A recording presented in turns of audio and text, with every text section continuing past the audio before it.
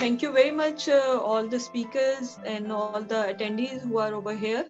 Our अस्सलाम वालेकुम today's sir. session is on a very important subject, that is understanding blockchain. And today we are having worthy panelists like Amar Jafri Saab, who is an expert in emerging technology and also heading the Center of Blockchain. Then Mr. Irfanul Haq Saab, Jawad Siddiqui Saab, or Ahmed Mansoor Saab. I'm also thankful to Ahmad for supporting all this initiative. And I also request all the panelists because slowly people join, and this session is going to be online, and hopefully on average our every session is viewed by more than 1000 students. And then many students approach us because you are an expert in this field. So there are many people who will also join today's session who doesn't know about blockchain and who would like to know more about blockchain and its implication in Pakistan, whether it's at the government level, what are the hindrances, what are the challenges, and how Pakistan should digitize and how blockchain can play an important role. So I request all the panelists that please guide the students. At the end of the session, in 2 to 3 weeks' time, we will send the certificates to all the students. But this is also very important that maybe there are many people who just want to attend this workshop to not making it its career, but they want to know that what is its use and how they can implement in their life. So here I would like to start the session. Amar Jafri Saab, who is always a great source. Today our this training is with the collaboration of Center of Pakistan and International Relation and Center of Information Technology. And these are the basic workshops, and later we are going to have advanced level workshops and training courses. And at the end, I would like to thank all the panelists who are giving their precious time. Jawad Saab, I think you are here. So I'm thankful to you. So I request Ahmad that giving a little bit introduction of Jawad Saab. Let's move to Jawad Saab first. Thank you. Yes, ma'am. Sir Jawad, please continue. थोड़ा सा जवाद साहब का अब आप introduction भी हो जाए तो बेहतर है। जवाद साहब आप खुद दे दीजिएगा because we would like to know about you more. जी मैम, बिल्कुल। अगर जवाद साहब खुद बोल देंगे तो मेरे लिए ज़्यादा बेहतर हो जाएगा। जी जी। Thank you to you all, and especially Amar Jafri Saab for organizing this and inviting me to join. मेरा नाम, as you all know, Jawad Sadiq. I have over 9 years of experience in software development. उससे पहले मेरा कुछ brief experience chartered accountancy का भी है। मैंने actually पहले ACCA किया था, but then I did not enjoy the professional life in it, so I shifted to software development and then the degree again. And I've been working with multiple startups in the Manasa region until last year. कुछ medtech में भी हैं, कुछ e-commerce में भी हैं. They were exploring blockchain at that time.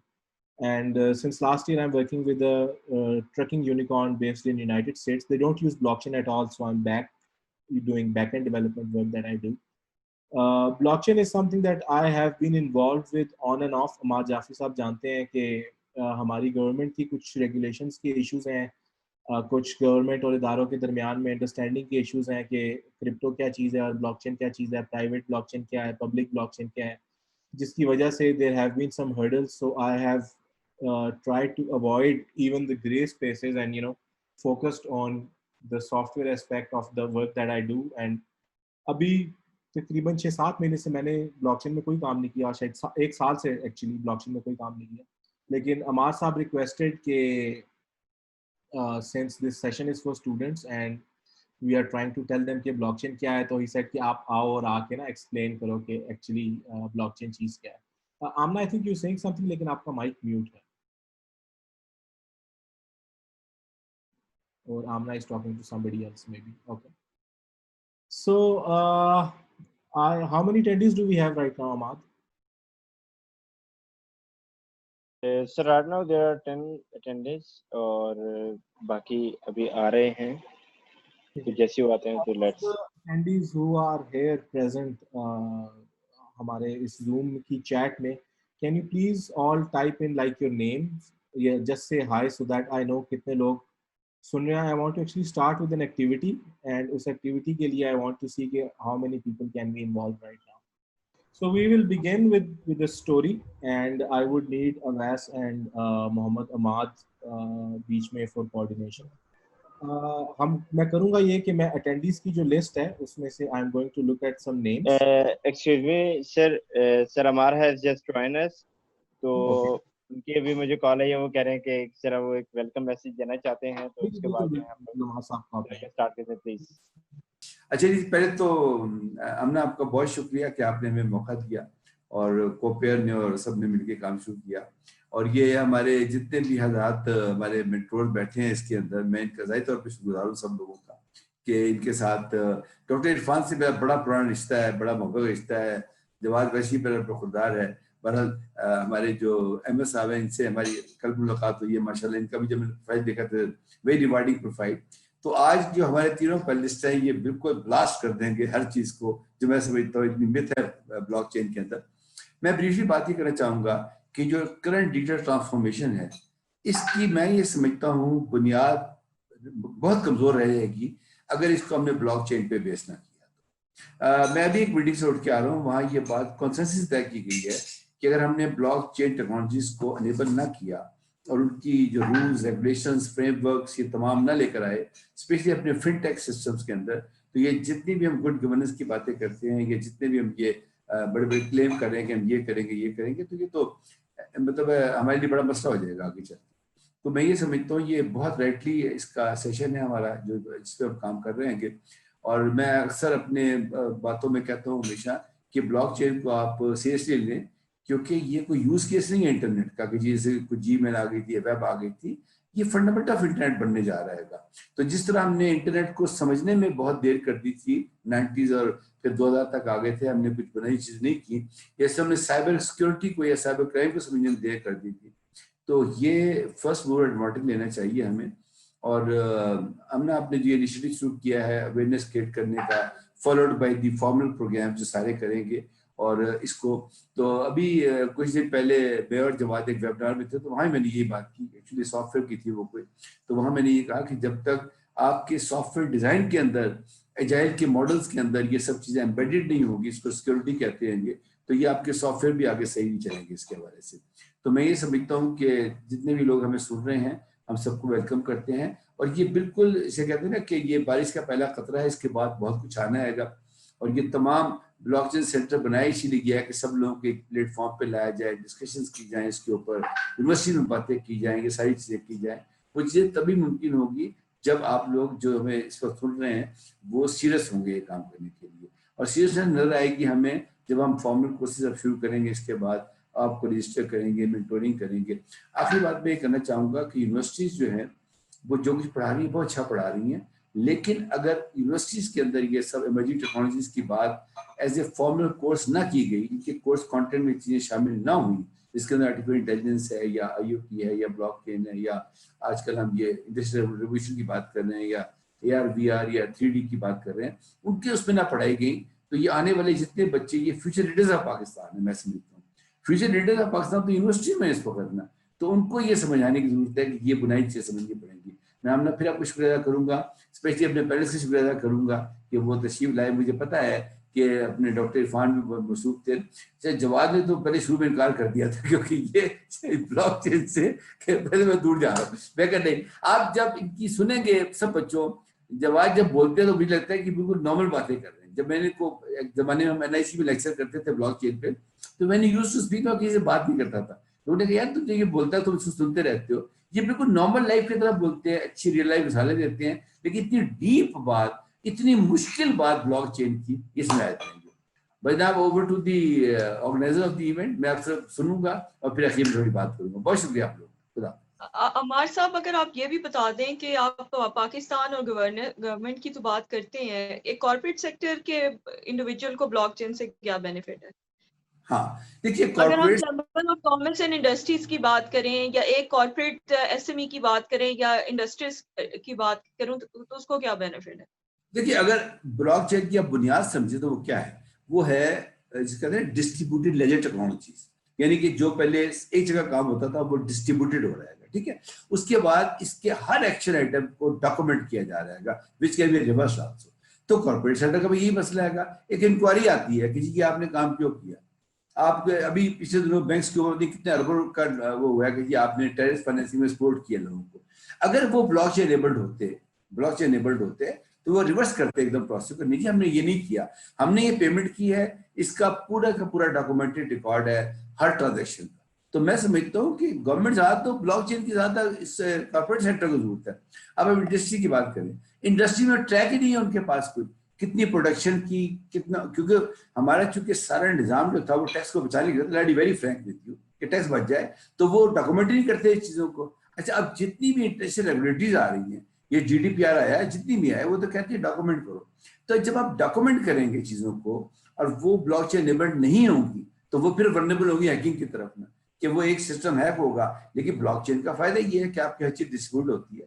तो मैं समझता हूँ इंडस्ट्रियल रेवोल्यूशन 4.0 को अगर आप देखें तो उसके हर कंपोनेंट के अंदर जिक्र है इस बात का। अगर आप उसके इंटरनेशनल स्टैंडर्ड्स देखें, मेरी सबसे सीरियस वरी ये है कि हमारे पास ब्लॉकचेन का कोई फ्रेमवर्क नहीं है, कोई उसका डैशबोर्ड नहीं है, कौन क्या कर रहेगा, बस एक रैंडम चीज चल रही है जी। तो मैं समझता हूँ आपके सवाल के जवाब में कि कॉर्पोरेट सेक्टर को इस वक्त ज्यादा जरूरत है गवर्नमेंट से, स्पेशली जो हमारे ये जो फिनटेक की ऑर्गेनाइजेशंस हैं, ये चैम्बर्स की अगर आप बात कर ले, तो जिनके SMEs की बात कर लें, अगर ये जाएंगे थ्रू टेक्नोलॉजी की तरफ जाएंगे, ये ऐसी बात है कि आप हंडियां पकानी शुरू कर दें और घर में मिर्ची और नमक का ना हो आपके, क्या करेंगे, हंडिया तो पक जाएगी, लेकिन उसमें मजा नहीं होगा इंडिया के अंदर।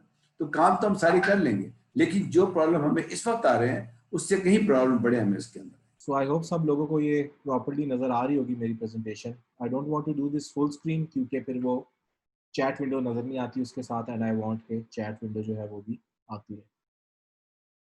ओके, सो होगा ये कि हम एक स्टोरी लिखेंगे सारे साथ मिलके। आई वुड लाइक एवरीबडी, मैं अल्फ़ाबेट बोलूँगा लाइक A, B और C, और जिन लोगों का नाम उस अल्फ़ाबेट से स्टार्ट होता है दे कैन चैट विंडो में जाके राइट द नेक्स्ट लाइन, पहली लाइन में आपको बताऊंगा। और जो भी, since we all have this chat open in front of us, I would like कि या तो लोग जो भी मैं लिख रहा हूँ वो अपने पास भी एक कॉपी कर लें या उसकी एक स्क्रीनशॉट ले लें जस्ट फॉर द रिकॉर्ड, ठीक है, and then I will tell you कि हमने नेक्स्ट स्टेप क्या करना है। So the first line of the story that we're going to write today is this, जो मैं टाइप कर रहा हूँ, let me all parentheses, so let me type this over here. Once upon a time I joined an online session to learn about blockchain, ठीक है। So this is the first line that I have contributed. Now I would say anybody here जिसका नाम F से start हो रहा है, can you please write the next line? We have to do this quickly, like everybody has 30 seconds to contribute. So F से कौन है हमारे पास?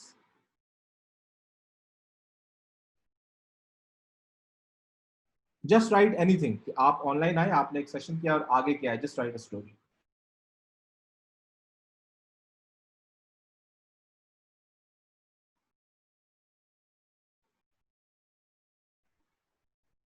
Okay. Anybody whose name starts with M, would you like to contribute? देखिए story लिखेंगे नहीं फिर मजा नहीं आएगा सेशन का। Amna, would you like to contribute something? You can write the next line chat में। आपकी आवाज म्यूट आए थे।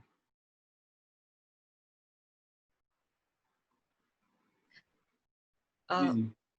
Can you hear me? जी जी अब आ रही है आपकी। हाँ जी।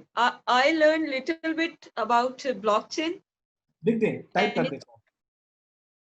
अच्छा, टाइप तो I have a mobile, I cannot type. ओह अच्छा, मोबाइल में option I think so. I should write. I have written. तो आकाश ने लग दिया just learn new things. Awais ने लिखा है I learned a little bit about blockchain, ठीक है। Anybody else? ऐसा करते हैं जो जो लिखना चाह रहा है ना, बस just start writing some line just और continue the story in a way कि एक कहानी लगे। So I learned a little bit about blockchain, how blockchain help us over life. Okay. Anybody else ऐसा करते हैं जो लिखना चाह रहा है just start writing like this or continue the story in a way. Anybody whose name starting with H, मैंने देखा था H नाम से भी कोई था. Would you like to contribute a line?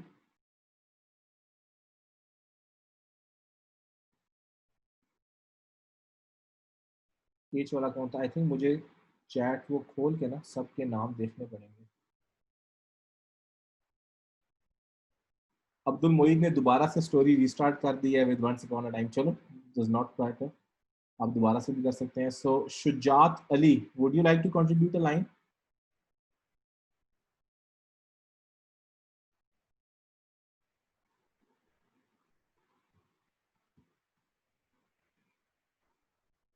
Okay, who do we have next?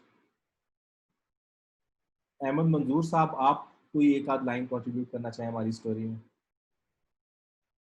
ये कुछ उस तरह की बन नहीं रही जो मैं सोचा था. मैंने सोचा था I write once upon a time I joined an online session to learn about blockchain, तो नीचे कोई लिखेगा और सर ने हमें एक स्टोरी राइटिंग में लगा दिया या something like that.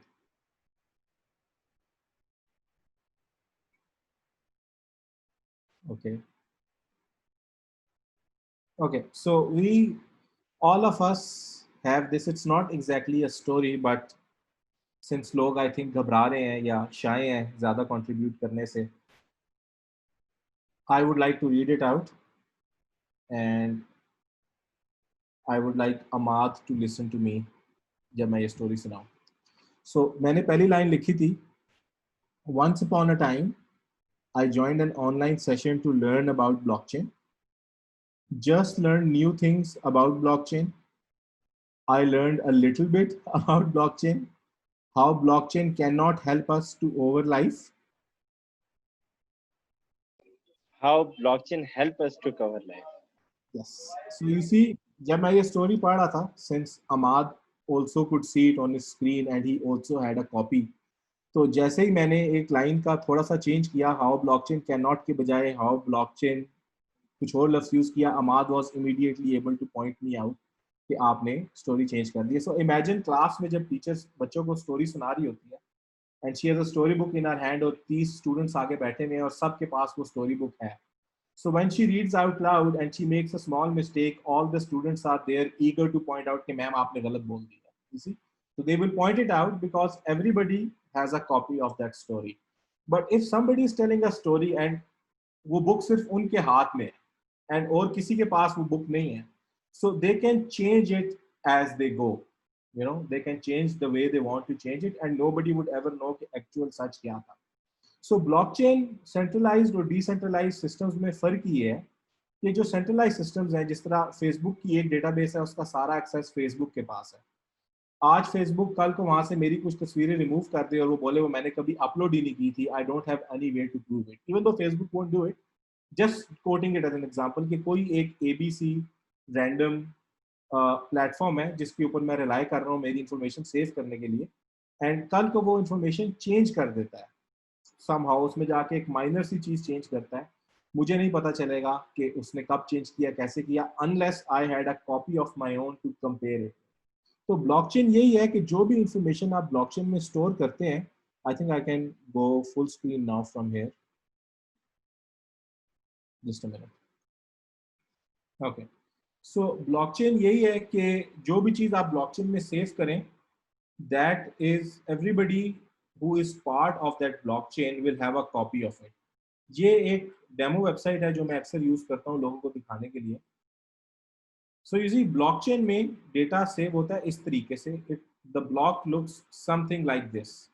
So there is a block number and then there is a story, जो हमारी स्टोरी लिख रहा था मैं यहाँ पे, if I can write it down over here, ठीक है. And then there is this thing called hash. Hash क्या चीज है? If you look, anybody who wants to run this on their own, मैं ये लिंक चैट में copy कर रहा हूँ फॉर एवरीबडी जो इसको खोल के देखना चाहते हैं, ठीक है. सो यू कम हियर, यहाँ पे, and hash is a sort of an encryption कि आप मैथमेटिकली एक टेक्स्ट के ऊपर कुछ कैलकुलेशंस अप्लाई करके एक आर्बिट्रेरी फिक्स स्ट्रिंग बनाते हैं कैरेक्टर्स की, जिसको हम हैश बोलते हैं। सो ये जो अभी आपको नीचे यहाँ पे हैश नजर आ रही है, let me make this bigger, this represents blank space, यानी कुछ भी ना हो तो उसकी ये हैश बनती है। लेकिन if I right my name in this, ठीक है, तो मेरे नाम की ये हैश है। अगर मैं अपने नाम का पहला कैपिटल लेटर जो जे है उसको स्मॉल कर दूं तो हैश चेंज हो जाएगी, विच मीन्स हैश जो है वो केस सेंसिटिव होती है। And anything I change, even if I add a full stop at the and, the hash will change. तो ब्लॉक में होता क्या है कि ब्लॉक के अंदर जो ब्लॉकचेन का एक ब्लॉक है उसमें हम डेटा इस तरीके से स्टोर करते हैं कि there is a block number, there is something called nonce, and then there is the actual field जिसमें मेरा डेटा है। इस केस में यहाँ पे मैंने वो स्टोरी कॉपी कर दी है जो हम लोगों ने लिखने की कोशिश की थी, right? Okay, so when I right this here, ये जो नीचे हैश कैलकुलेट हो रही है ये तीनों कॉलम्स को प्लस करके, यानी इन स्ट्रिंग्स को आपस में जोड़ के जब ये जुड़ जाती है, it looks something like this 1 7 2 6 0 8 and then आगे जो भी है, ठीक है, इसको जोड़ के नीचे ये उसकी हैश कैलकुलेट की गई, राइट? और जब ये मैंने यहाँ पे कुछ भी टाइप नहीं किया हुआ था तो यू सॉ कि ये ग्रीन है, राइट? जैसे ही मैंने कुछ टाइप किया ये रेड हो गया। सो ब्लॉकचेन में whenever you save data to a block, आप ये जो हैश है नीचे इसको बोलते हो कि there has to be a certain format, कि इस फॉर्मेट के बगैर वो डेटा जो है वो गलत है, वो वैलिड नहीं है। इस ब्लॉकचेन का जिसका एग्जांपल अभी मैं आपको दिखा रहा हूँ वेबसाइट के ऊपर, इसका रूल ये है कि ये जो नीचे हैश है इसके पहले 4 डिजिट्स 0 होने चाहिए। अब जैसा कि मैंने आपको पिछले एग्जांपल में दिखाया था, let me open that in another tab, कि ये जो नीचे हैश है this changes with every change ऊपर in the data, right? Anything that changes this hash is going to change. लेकिन डेटा तो हम चेंज नहीं कर सकते, डेटा तो यही है, आई से कि ये मेरी स्टोरी की पहली लाइन है, it will not change. So with block number and data that we can not change, हमने इसके अंदर इंट्रोड्यूस कराई एक तीसरी चीज जिसको हम नॉन्स बोलते हैं। Nonce is basically n is for number and once use once number. So ये नंबर मैं यहाँ पे चेंज कर सकता हूँ। सो अगर मैं ये नंबर यहाँ पे 1 करूँ, नीचे मेरे पास 4 जीरोस नहीं आए, मेरा जो टारगेट था हैश का वो अचीव नहीं हुआ। इसको मैं 2 कर सकता हूँ, 3 कर सकता हूँ, 4 कर सकता हूँ, 5, और मैं करता रहूंगा इसको ट्राई जब तक मुझे मेरी पसंद का नीचे सीक्वेंस नहीं मिलता। दिस ट्रायल्स जो मैं कर रहा हूँ, this is actually called mining. जो आप लोग सुनते हैं कि वो बंदा माइनिंग कर रहा है, वो क्रिप्टो करेंसी बना रहा है, असल में माइनिंग ये होती है कि डेटा ब्लॉकचेन में स्टोर करने के लिए you need to correct calculate the correct format of hash, और वो correct format of hash calculate करने के लिए you need to solve a problem. इस एग्जांपल में प्रॉब्लम ये है कि यहाँ पे नॉन्स जो है एक नंबर ऐसा हो जिसके साथ मिलके नीचे यहाँ पे 4 जीरोस आ जाए। So what I am going to do is I am going to press the mine button, and अब ये सॉफ्टवेयर 0 से लेके तब तक ट्राई करता रहेगा बैकएंड पे खुद ही सारे all possible numbers 1 by 1 increment करके टू फाइंड दैट नंबर जिसके साथ मेरी ये हैश जो है ये बिल्कुल ठीक हो जाए, and it's going to take some time. Normally जल्दी हो जाता है, बट आई होप मेरे इंटरनेट का इशू ना हो, and it's checking checking checking, ये साइट हैंग तो नहीं होगी। So once we have that number,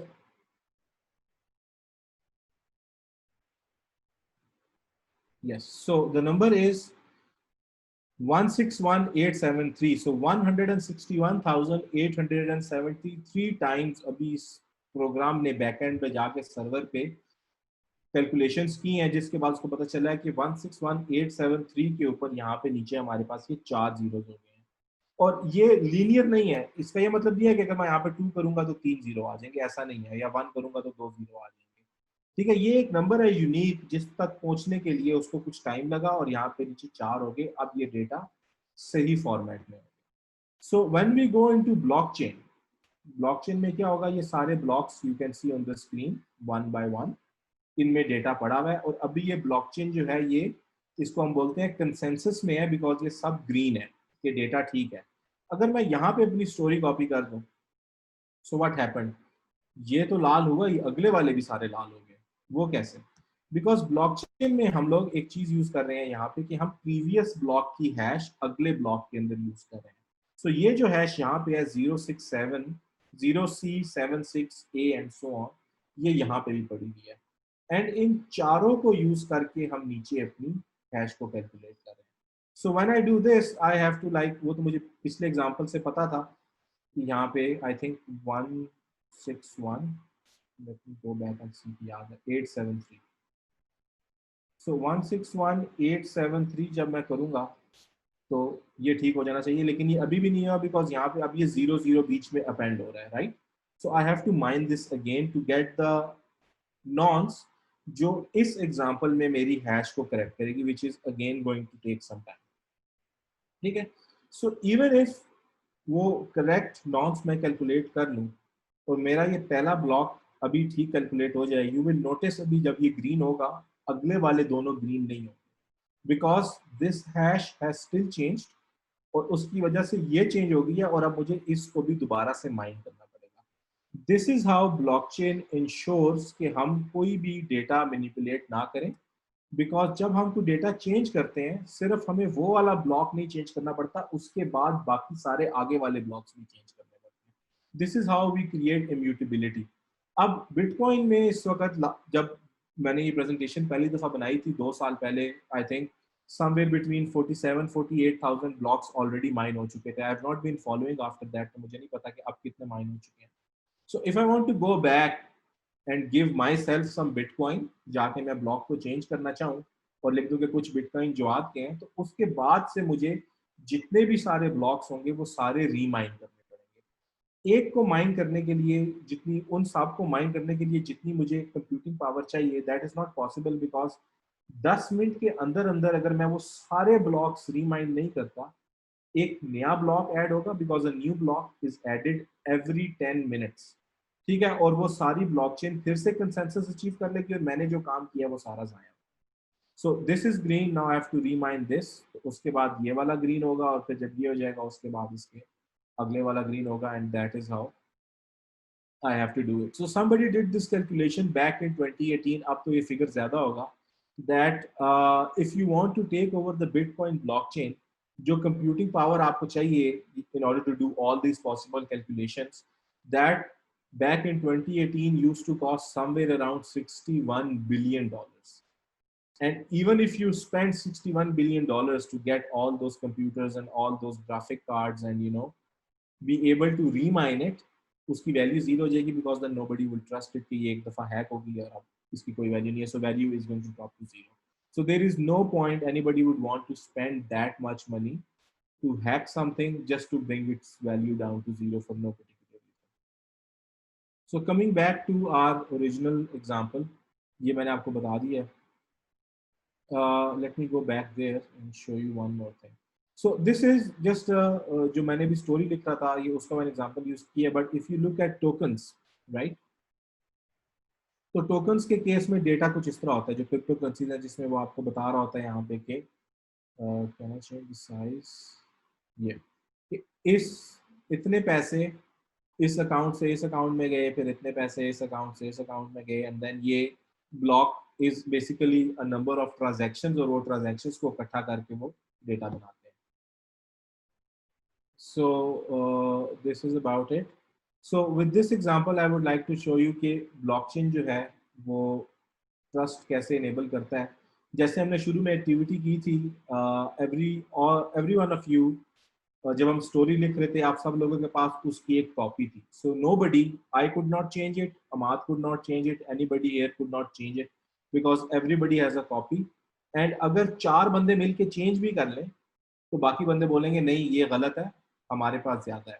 this is what is called a 51% attack. के ब्लॉकचेन में कंसेंसस अचीव करने के लिए अगर 10 बंदों के पास एक किताब है, एक स्टोरी लिखी हुई है, ठीक है, उसमें से 6 बंदे मिलके अगर उस स्टोरी को बदल दे तो वो बाकी 4 को बोल सकते हैं कि यार मेजॉरिटी जो है उसका वोट करा लो, तो हमारे पास 6 बंदों के पास जो स्टोरी है वो ठीक है, तो वो 4 बंदों के पास अगर सही भी होगी तो उसको वो गलत प्रूफ कर देंगे बाय डेमोक्रेसी और बाय वोटिंग, ठीक है, which is the beauty of, or you can say the ugliness of democracy, कि अगर ज्यादा लोग मिलके खराब हो जाएं तो वो अच्छे वालों को भी दबा देते हैं। सो ब्लॉकचेन में आप ट्रस्ट इनेबल कर सकते हैं ऑथेंटिकेशन से। कि जो भी डेटा क्रिएट किया है, जब मैंने वो डेटा क्रिएट किया, आप सब लोगों ने अपने पास उसकी एक कॉपी बना ली और लिख लिया कि ये जवाद ने क्रिएट किया है, तो बाद में मैं ये नहीं कह सकता कि मैंने नहीं किया, because everybody has a copy of it. And वो स्टोरी वाली एग्जांपल तो बहुत बेसिक थी। जब आप एक्चुअल ब्लॉकचेन सिस्टम यूज करते हैं तो उसमें आपकी कुछ encrypted public private keys involve होती हैं। तो जो मैं डेटा क्रिएट करूंगा वो मैं अपनी प्राइवेट की यूज करते हुए करूंगा। तो बाद में मैं वो डिनाई नहीं कर सकता, बिकॉज प्राइवेट की तो मेरी है। अगर मैंने प्राइवेट की घुमाई है तो that is my fault, that's on me. So अगर मेरी प्राइवेट की से डेटा क्रिएट हुआ है, that data actually belongs to me. Non repudiation ये वही बात है कि मैं डिनाई नहीं कर सकता। इंटेग्रिटी ये चीज़ है कि सिंस प्राइवेट की मेरी थी, मैं डिनाई नहीं कर सकता, और आप सब लोगों के पास कॉपी है, वो डेटा चेंज नहीं हो सकता, ठीक है। So you can rely on it. 2 साल पहले आई थिंक ऑस्ट्रेलिया में 2018 में there was this strawberry farm, जिसमें एक एम्प्लॉय ने, उस फार्म का एक एम्प्लॉय था, उसने अपने मालिक से बदला लेने के लिए क्या किया कि कुछ स्ट्रॉबेरीज के अंदर जो वो पिन होती है, सुई, वो रख दी, काफी सारी स्ट्रॉबेरीज में ना, छोटी छोटी पिन्स हाइट तक। They went to a supermarket and supermarket में किसी ने वो खरीदी स्ट्रॉबेरी और वो खाई, और वो जाहिर है दैट ही गॉट हर्ट। अब वहां के कंज्यूमर लॉज बहुत स्ट्रांग है, सो उसने सू कर दिया सुपरमार्केट को पता नहीं था। अब पूरे ऑस्ट्रेलिया में जितनी भी स्ट्रॉबेरी पड़ी हुई है, ठीक है, दे डिड नॉट नो कि किस में एग्जैक्टली ये मसला है। उन्होंने सारी स्ट्रॉबेरी उठा के डिस्ट्रॉय कर, because they did not want anybody else gets hurt, and they in turn sue the supermarket या उनके supplier या supply chain वाले या पीछे farm वाले, and it took them almost 6 months to track it back to the exact farm, to the exact person who did it। और उसने फिर confess किया कि हाँ, मैं तो बॉस से बदला लेने के लिए, because मुझे जो भी उनका आपस में मसला था मैंने कुछ में डाला था। लेकिन a lot of good strawberry got wasted and it took a lot of time, you see 6 months। सो अगर वो सारा जो स्ट्रॉबेरी का सप्लाई की इंफॉर्मेशन थी वो एक ब्लॉकचेन में पड़ी होती, तो उस पर्टिकुलर पैकेट से वो इमीडिएटली उसको ट्रैक कर लेते कि ये किस फार्म से आई है। बिकॉज एक कंपनी जो है वो 50 फार्म से डेटा खरीदती है, ठीक है, बट दे डोंट नो कि इस पैकेट में जो स्ट्रॉबेरी पैक हुई है ये किस फार्म से आई है, वो सारी मिक्स कर दी और सारी बेच दी। So if they were tracking all that procurement information in blockchain, तो 6 महीने के बजाय प्रॉब्ली वो 1 या 2 दिनों में कर लेते। इम्यूटेबिलिटी हमने डिस्कस कर ली है, एंड प्रोवेनेंस वही चीज़ है कि if every part of a transaction, of a supply chain, of any mutual agreement between people is tracked, तो फिर you can go all the way back कि ये शुरू कहाँ से हुआ था। और ये मेरे हाथ में अगर मैंने ये कॉफ़ी का कप पकड़ा हुआ है तो इसमें जो कॉफ़ी बीन्स यूज हुई हैं कॉफ़ी बनाने के लिए वो कहाँ से आई हैं, because everything on this way, everything until I got this cup of coffee was tracked on the blockchain। And जाहिर है इससे फिर वही बात है, स्ट्रॉबेरी वाली एग्जांपल जो मैंने दी थी, यू कैन रिड्यूस लॉस के अगर वो सारी स्ट्रॉबेरी ना ज़ाया करनी पड़ती, सिर्फ उस फार्म की हम उठा लेते और बाकी सारी ऑलमोस्ट 80-90% बच जाती, तो it would have been a good thing. And में आई ऑलवेज, जब भी मैं ब्लॉकचेन के बारे में डिस्कशन करता हूँ, I like to talk about this example, starfish and spider. There is a very nice book. I will add the link of that book in the notes as well. Nature में example available है blockchain और decentralised systems का।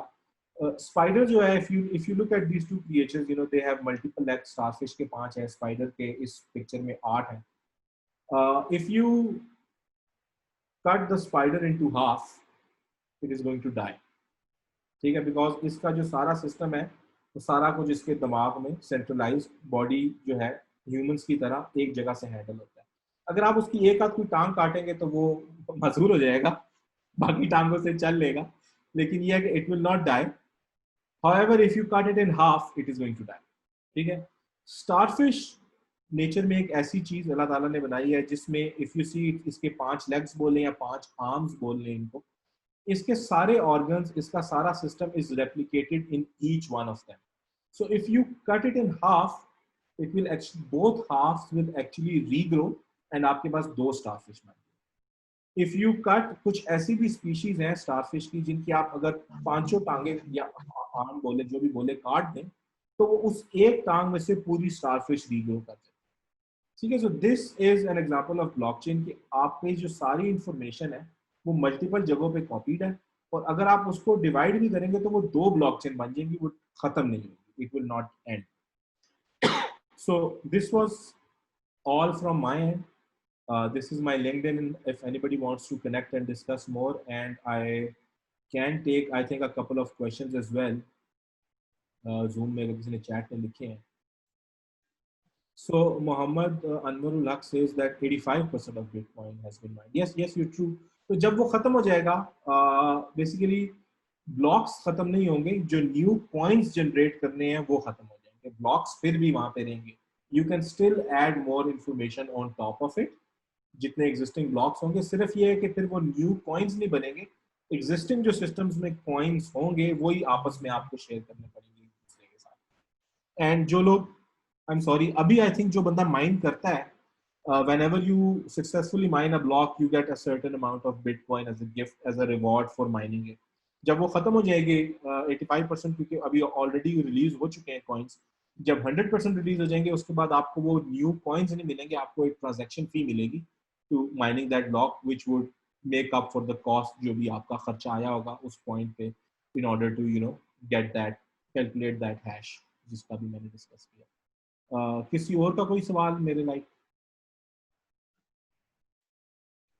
Sir I think so question answer हम लोग अगर and में कर लें थोड़ा सा टाइम है, क्योंकि बकाया भी हमारे स्पीकर्स हैं, तो what do you think about that? ठीक है, उसमें फिर ये होगा कि आप क्वेश्चंस मुझे भेज देना, या फेसबुक पे जहाँ पे फीड आ रही है, I go and reply because I may have a meeting at 7, सो उसको फिर हम देख लेंगे. Sure. We also welcome Dr. Irfanul Haq, who is here. Thank you, Dr. साहब. और हमारे बड़े अच्छे अजीज अहमद मंजूर साहब इधर हैं. अमाद, over to you, please carry on your session. अस्सलाम वालेकुम जी, मेरा नाम अहमद मंजूर है, और सबसे पहले तो thank you very much for inviting me for this event, to all the host. I am a founder and the CEO of Pakistan blockchain institute. मेरा कोई तकरीबन 21 साल का एक्सपीरियंस है आईसीटी आर्किटेक्चर में और प्री सेल्स की फील्ड में. मैंने नेटवर्क आर्किटेक्चर में काम किया हुआ है, और 100+ के करीब मैंने solutions all over around the globe तो नहीं कहना चाहिए, वैसे यूरोप में और मिडल ईस्ट में और पाकिस्तान में डिज़ाइन किए हुए. उनमें बहुत सारे डेटा सेंटर्स हैं, आपके जितने बड़े डेटा सेंटर्स हैं वो सब के सब हैं. पिछले 12 साल से मैं ट्रेनिंग्स दे रहा हूँ नेशनली और इंटरनेशनली. पहले नेटवर्क्स में था, पिछले 3-1 साल से मैं ब्लॉकचेन के ऊपर काम कर रहा हूँ, तो ब्लॉकचेन को दे रहा हूँ. थाउजेंड ऑफ स्टूडेंट्स हैं, ठीक है, और प्रेसिडेंट के प्रोग्राम में भी आई am a lead blockchain trainer. उसके अलावा कुछ सर्टिफिकेशंस की हुई हैं, जिनमें सिस्को की हैं, जुनिपर है, IBM है, और इसी तरह ब्लॉकचेन की कुछ हैं, ठीक है. ब्लॉकचेन का सर्टिफाइड ट्रेनर भी हूँ ब्लॉकचेन ट्रेनिंग अलायंस की तरफ से फॉर पाकिस्तान. अभी एक कोविड-19 का एक इनिशिएटिव चल रहा है, ट्रस्टनेट पीके ने लिया है, उसको आज हम थोड़ा सा देखेंगे इसके अंदर, क्योंकि केस स्टडीज की बात होगी, तो उसका भी मैं पार्ट हूँ एज ए आर्किटेक्ट. और एज ए आर्किटेक्ट तो खैर नहीं कहना चाहिए, एज ए ट्रस्टी हूँ बेसिकली. उनके ऊपर अपना रोप वगैरह झाड़ता रहता हूँ कभी कभार. तो ये मेरा थोड़ा सा बैकग्राउंड है जी. सबसे पहले एक्चुअली द क्वेश्चन इज, जो टॉपिक मुझे दिया गया था, that blockchain in good governance in Pakistan. तो हम सबसे पहले तो बात ये करते हैं कि ब्लॉकचेन, कुछ चीज़ें एक्चुअली हमारे लिए जानना ज़रूरी हैं इस पूरी टॉक को आगे लेके जाने के लिए, जिनमें सबसे पहले तो कुछ मिसकॉन्सेप्शंस हैं हम लोगों के दिमागों के अंदर जो ब्लॉकचेन के हवाले से मौजूद हैं. कि जब भी आप किसी के सामने जाके ब्लॉकचेन की बात करें ना, तो वो सबसे पहले आता है कि वो यार आप तो बिटकॉइन की बात कर रहे हैं. तो उनको समझाने में कोई हमें आधा घंटा खपना पड़ता है कि नहीं जी, मैं ब्लॉकचेन टेक्नोलॉजी की बात कर रहा हूँ, मैं बिटकॉइन की बात नहीं कर रहा हूँ. तो सबसे पहले तो ये इंपॉर्टेंट चीज़ है कि ब्लॉकचेन बिटकॉइन नहीं है और बिटकॉइन ब्लॉकचेन नहीं है. सिर्फ ये समझ लीजिए कि bitcoin is just an like an app जो कि बिटकॉइन ब्लॉकचेन के ऊपर रन होती है. तो ब्लॉकचेन एक अंडरले टेक्नोलॉजी है बिटकॉइन की, जैसे ब्लॉकचेन की अंडरले टेक्नोलॉजी है इंटरनेट के बगैर ब्लॉकचेन नहीं चल पाएगी. तो इसलिए ये कुछ थोड़ी सी जो है ना एक मिसकॉन्सेप्शन है. देन अगली चीज आती है कि ये सिर्फ फाइनेंशियल सेक्टर के लिए है, तो ऐसा भी नहीं है. ये फाइनेंशियल सेक्टर में, ये बहुत सारे सेक्टर्स में यूज हो सकती है, जहां पे आपको ओनरशिप का डेटा देना है, जहां पे आपको ट्रांसपेरेंसी रिक्वायर्ड है, जहां पे आपको रिकॉर्ड कीपिंग करनी है, वहां पे आप ब्लॉकचेन को यूज कर सकते हैं. हाँ, वो एक अलग बात है कि कई जगहों पे ब्लॉकचेन जो है वो रिक्वायर्ड होगी, कई जगहों पे डेटाबेस रिक्वायर्ड होगा. वो एक लंबी डिस्कशन है, उसमें हम नहीं जा रहे अभी, ठीक है। फिर इसके अलावा बात की जाती है कि जितनी भी क्योंकि हम डिसेंट्रलाइज की बात करते हैं तो नॉर्मली होता है कि हर जगह पे इसकी कॉपी पड़ी होगी, तो लोगों के लिए एक मिथ बन गया है कि लोग ये सोचते हैं कि शायद जो है ना मेरी इंफॉर्मेशन अगर किसी दूसरे के सर्वर पे पड़ी होगी तो वो बंदा जो है हर कोई उसको देख लेगा, भाई वो तो हर किसी के एक्सेस में होगी। तो जैसे अभी पिछले जवाद साहब ने बात की कि एक्चुअली हर ब्लॉक के हर डेटा के अगेंस्ट एक हैश की जनरेट होगी, वो हैश की या वो प्राइवेट की आपकी अपनी है, उसके बगैर कोई आपके डेटा को ओपन नहीं कर सकता। इसी तरह इसमें दो तरह की डेटा यानी टाइप्स होती हैं, एक पब्लिक ब्लॉकचेन है, एक प्राइवेट ब्लॉकचेन है। अगर आपको किसी ऑर्गेनाइजेशन में काम करना है तो वो प्राइवेट ब्लॉकचेन बनेगी, वो पब्लिक में नहीं होगी। स्मार्ट कॉन्ट्रैक्ट्स के हवाले से जहां पे एज ए हम पाकिस्तानियों के ज़हन में एक चीज आती है, जहां पे कॉन्ट्रैक्ट का नाम आता है तो हम उसको फौरन लीगलाइजेशन की तरफ ले जाते हैं कि शायद इसकी कोई लीगल वैल्यू है। तो अभी तक स्मार्ट कॉन्ट्रैक्ट की कोई लीगल वैल्यू नहीं है। स्मार्ट कॉन्ट्रैक्ट सिर्फ एक लाइन ऑफ कोड है जो कि स्मार्टली रन होता है किसी भी ब्लॉकचेन के ऊपर उसको रन करने के लिए। तो ये कुछ मिसकॉन्सेप्शंस थी जिनको मैं चाह रहा था कि सबसे पहले जिनको डिस्कस किया जाए। देन बिफोर आंसरिंग दैट, उस तरफ जाने से कि गवर्नेंस पाकिस्तान में गुड गवर्नेंस कैसे बन सकती है ब्लॉकचेन से, हमें दो चीजों को समझना जरूरी है। एक गवर्नेंस क्या होती है और दूसरा ब्लॉकचेन क्या चीज है। तो सबसे पहले आते हैं गवर्नेंस के ऊपर। गवर्नेंस बेसिकली ऐसी कोई भी चीज जहां पे पब्लिक अफेयर जो है पब्लिक इंस्टीट्यूशंस उनको कंट्रोल कर रहे हो, जिसको हम गवर्नमेंट भी कहते हैं। और गवर्नेंस बेसिकली ये सारी की सारी गवर्नेंस के नाम से ये सारी चीजें हो रही होती हैं कि जहां पे पब्लिक रिसोर्सेज को यूज करते हुए आपको बेहतरीन सर्विसेज मिल रही हो। बहुत सारी सर्विसेज हो सकती हैं, आपके बिल पे की इवन सर्विस है, आपके हॉस्पिटलाइजेशन है और बेतहाशा सर्विसेज आप इसके अंदर लेके आ सकते हैं, तो वो गवर्नेंस के अंदर आती हैं। देन बात आती है कि हम ब्लॉकचेन पे थोड़ी सी बात करते हैं। ये मैं बहुत डिटेल में नहीं जाऊंगा चीजों में, जस्ट थोड़ी थोड़ी लेके चलूंगा क्योंकि जब आगे हम बात करेंगे तो हम कुछ चीजों को रेफर कर रहे होंगे। होपफुली आप में से बहुत सारे चीजों को जानते होंगे, तो बोर मत होइएगा मेरी बातों से, ठीक है। तो सेंट्रलाइजेशन यानी आइडिया बिहाइंड ब्लॉकचेन जो था वो था सेंट्रलाइजेशन और डिसेंट्रलाइजेशन। जैसे बात की उन्होंने जवाद साहब ने कि एक चीज है सेंट्रलाइजेशन। सेंट्रलाइजेशन में हमें कुछ प्रॉब्लम्स फेस करनी पड़ती हैं। जब भी कोई एक बंदा होगा आपकी किसी चीज का गवाह या चीज को बेसिकली ओन कर रहा होगा तो वहां पे प्रॉब्लम्स आएंगी। लेकिन डिसेंट्रलाइजेशन में जब चीजें मल्टीपल जगहों पे सेम डेटा पड़ा होगा तो वहां पे कोई बंदा आपको ब्लैकमेल नहीं कर सकता कभी भी। इसी तरह जो आपकी नॉर्मल कोई भी फाइल होती है, कोई भी चीज है, वो CRUD फंक्शनैलिटी के ऊपर चल रही होती है। CRUD means create, read, update and delete. हमने ब्लॉकचेन के अंदर क्या किया कि आखिरी दो जो फंक्शनैलिटीज हैं, अपडेट और डिलीट, उनको इंटेंशनली निकाल दिया। आप या तो क्रिएट कर सकते हैं या सिर्फ रीड कर सकते हैं। इससे फायदा क्या होगा, इससे आपको वो इम्यूटेबिलिटी का एक फंक्शन मिल जाता पूरे का पूरा। अच्छा, उसी तरह इसके अंदर कंसेंसस एल्गोरिदम रन होते हैं जो कि 51% के हिसाब से चल रहे होते हैं। उसमें होता क्या है कि आपने अगर किसी ने कोई चीज ओन की है तो वो बाकी तमाम नोड्स या बाकी तमाम लोग जो उस ब्लॉकचेन के अंदर है वो उसको वेरीफाई करते हैं, उस पर कंसेंसस लिया जाता है। तो दैट इज बेसिकली कंसेंसस, वो काम है कंसेंसस एल्गोरिदम कर रहे होते हैं।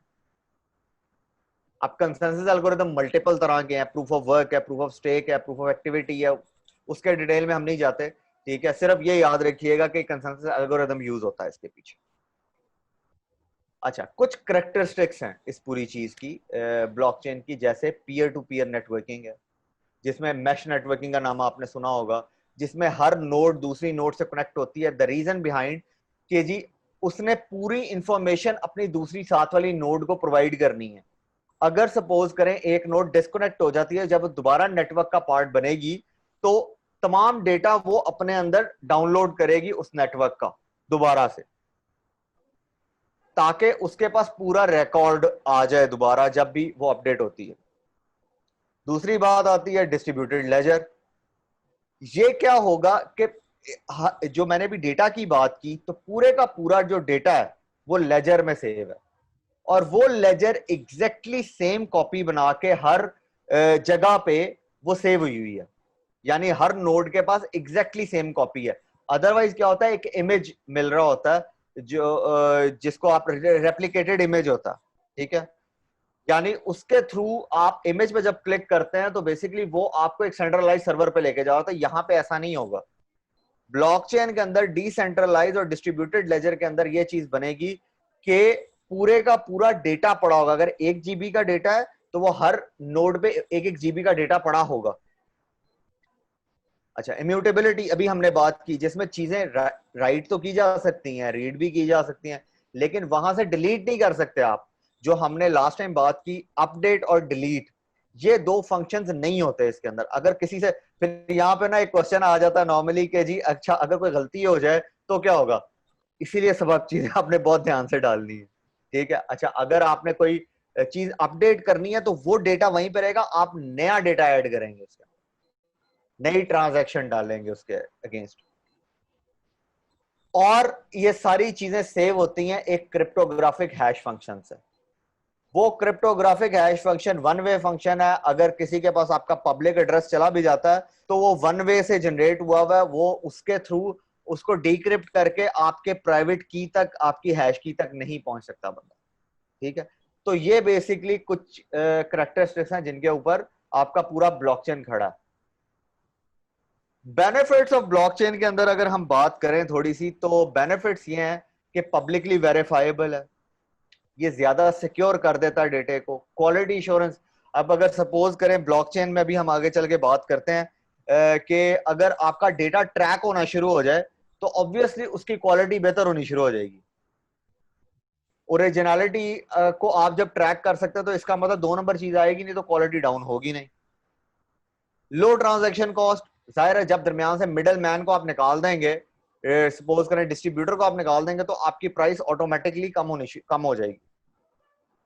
रेजिलिएंट, हर टाइम पे अवेलेबल है। जब मैंने बात की कि आप हर टाइम पे आप कनेक्टेड है, मल्टीपल नोड्स पे आपका डेटा पड़ा हुआ है, आप सपोज करें उनमें से एक नोड अगर डिस्कनेक्ट भी हो जाती है और मुझे अपना डेटा वेरीफाई उसके लिए चाहिए, तो मुझे कोई और डेटा किसी और जगह से मुझे रिस्पॉन्स आ जाएगा वो वेरिफिकेशन के लिए। ऐसा तो नहीं होगा कि मुझे सेम जगह पे ही दोबारा जाना पड़े। जैसे इसकी मिसाल आप ऐसे लें कि अगर आप ट्रेस रूट की कमांड चलाएं अपने पीसी के ऊपर ट्रेसर्ड की, तो आप www.google.com लिखते हैं, वंस वो आपको जो रिस्पॉन्स दे रहा है वो 25 मिली सेकेंड्स पे दे रहा, लेकिन अगली दफा 100 कुछ मिली सेकेंड्स पे दे रहा है, तो इसका मतलब वो किसी दूसरे सर्वर से, दूर से सर्वर से आ रहा है, क्योंकि उसका रूट चेंज हो रहा है। तो इट डिपेंड्स, ठीक है। तो आपके लिए डेटा हर टाइम पे अवेलेबल होना जरूरी है। अगर आपका मिडल सर्वर जो सेंट्रलाइज सर्वर है वो बैठ जाए तो आप अपनी ईमेल से भी जाएंगे, अपने बाकी डेटा से भी जाएंगे। लेकिन अगर वही डेटा, जैसे हम लोग क्या करते हैं, हम अपनी ईमेल्स को अपने लैपटॉप्स पे डाउनलोड कर लेते हैं ताकि जब मैंने ऑफलाइन भी काम करना हो तो मेरे पास रेफरेंसेस मौजूद हो। ऐसा नहीं होता, यानी अगर तो वो ऑनलाइन चल रहा है और अगर इंटरनेट बैठा हुआ तो फिर तो वो, यानी हम लाहौरियों की जुबान में कहते हैं, फिर तो मौजें ही मौजें हो जाएंगी ना, राइट, कि नो वर्क। अच्छा, हम ब्लॉकचेन यूज कहाँ कर सकते हैं?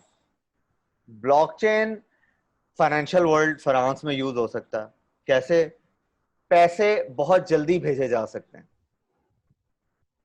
जैसे इसकी मिसाल आप ऐसे लें, अगर हम लोग डिजिटल वॉलेट पे काम करना शुरू कर दें आज से, कि आज के बाद जो आपकी करेंसी है वो डिजिटल करेंसी बन जाएगी और आप ये जो हार्ड कैश है इसको आप खत्म कर देंगे, अब क्या होगा?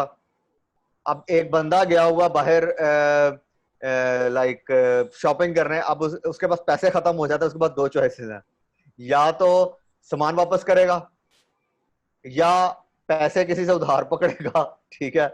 लेकिन अगर सपोज करें हमने, एक बंदे ने क्या किया, उसके पास डिजिटल वॉलेट है, उसने क्या किया, उसने पैसे जो हैं उसी टाइम अपने वो जो QR कोड है अपने घर भेजा के, भाई मुझे जो है ना, आप पैसे खत्म हो गए हैं मेरे डिजिटल वॉलेट में, मुझे आप पैसे भेज दे।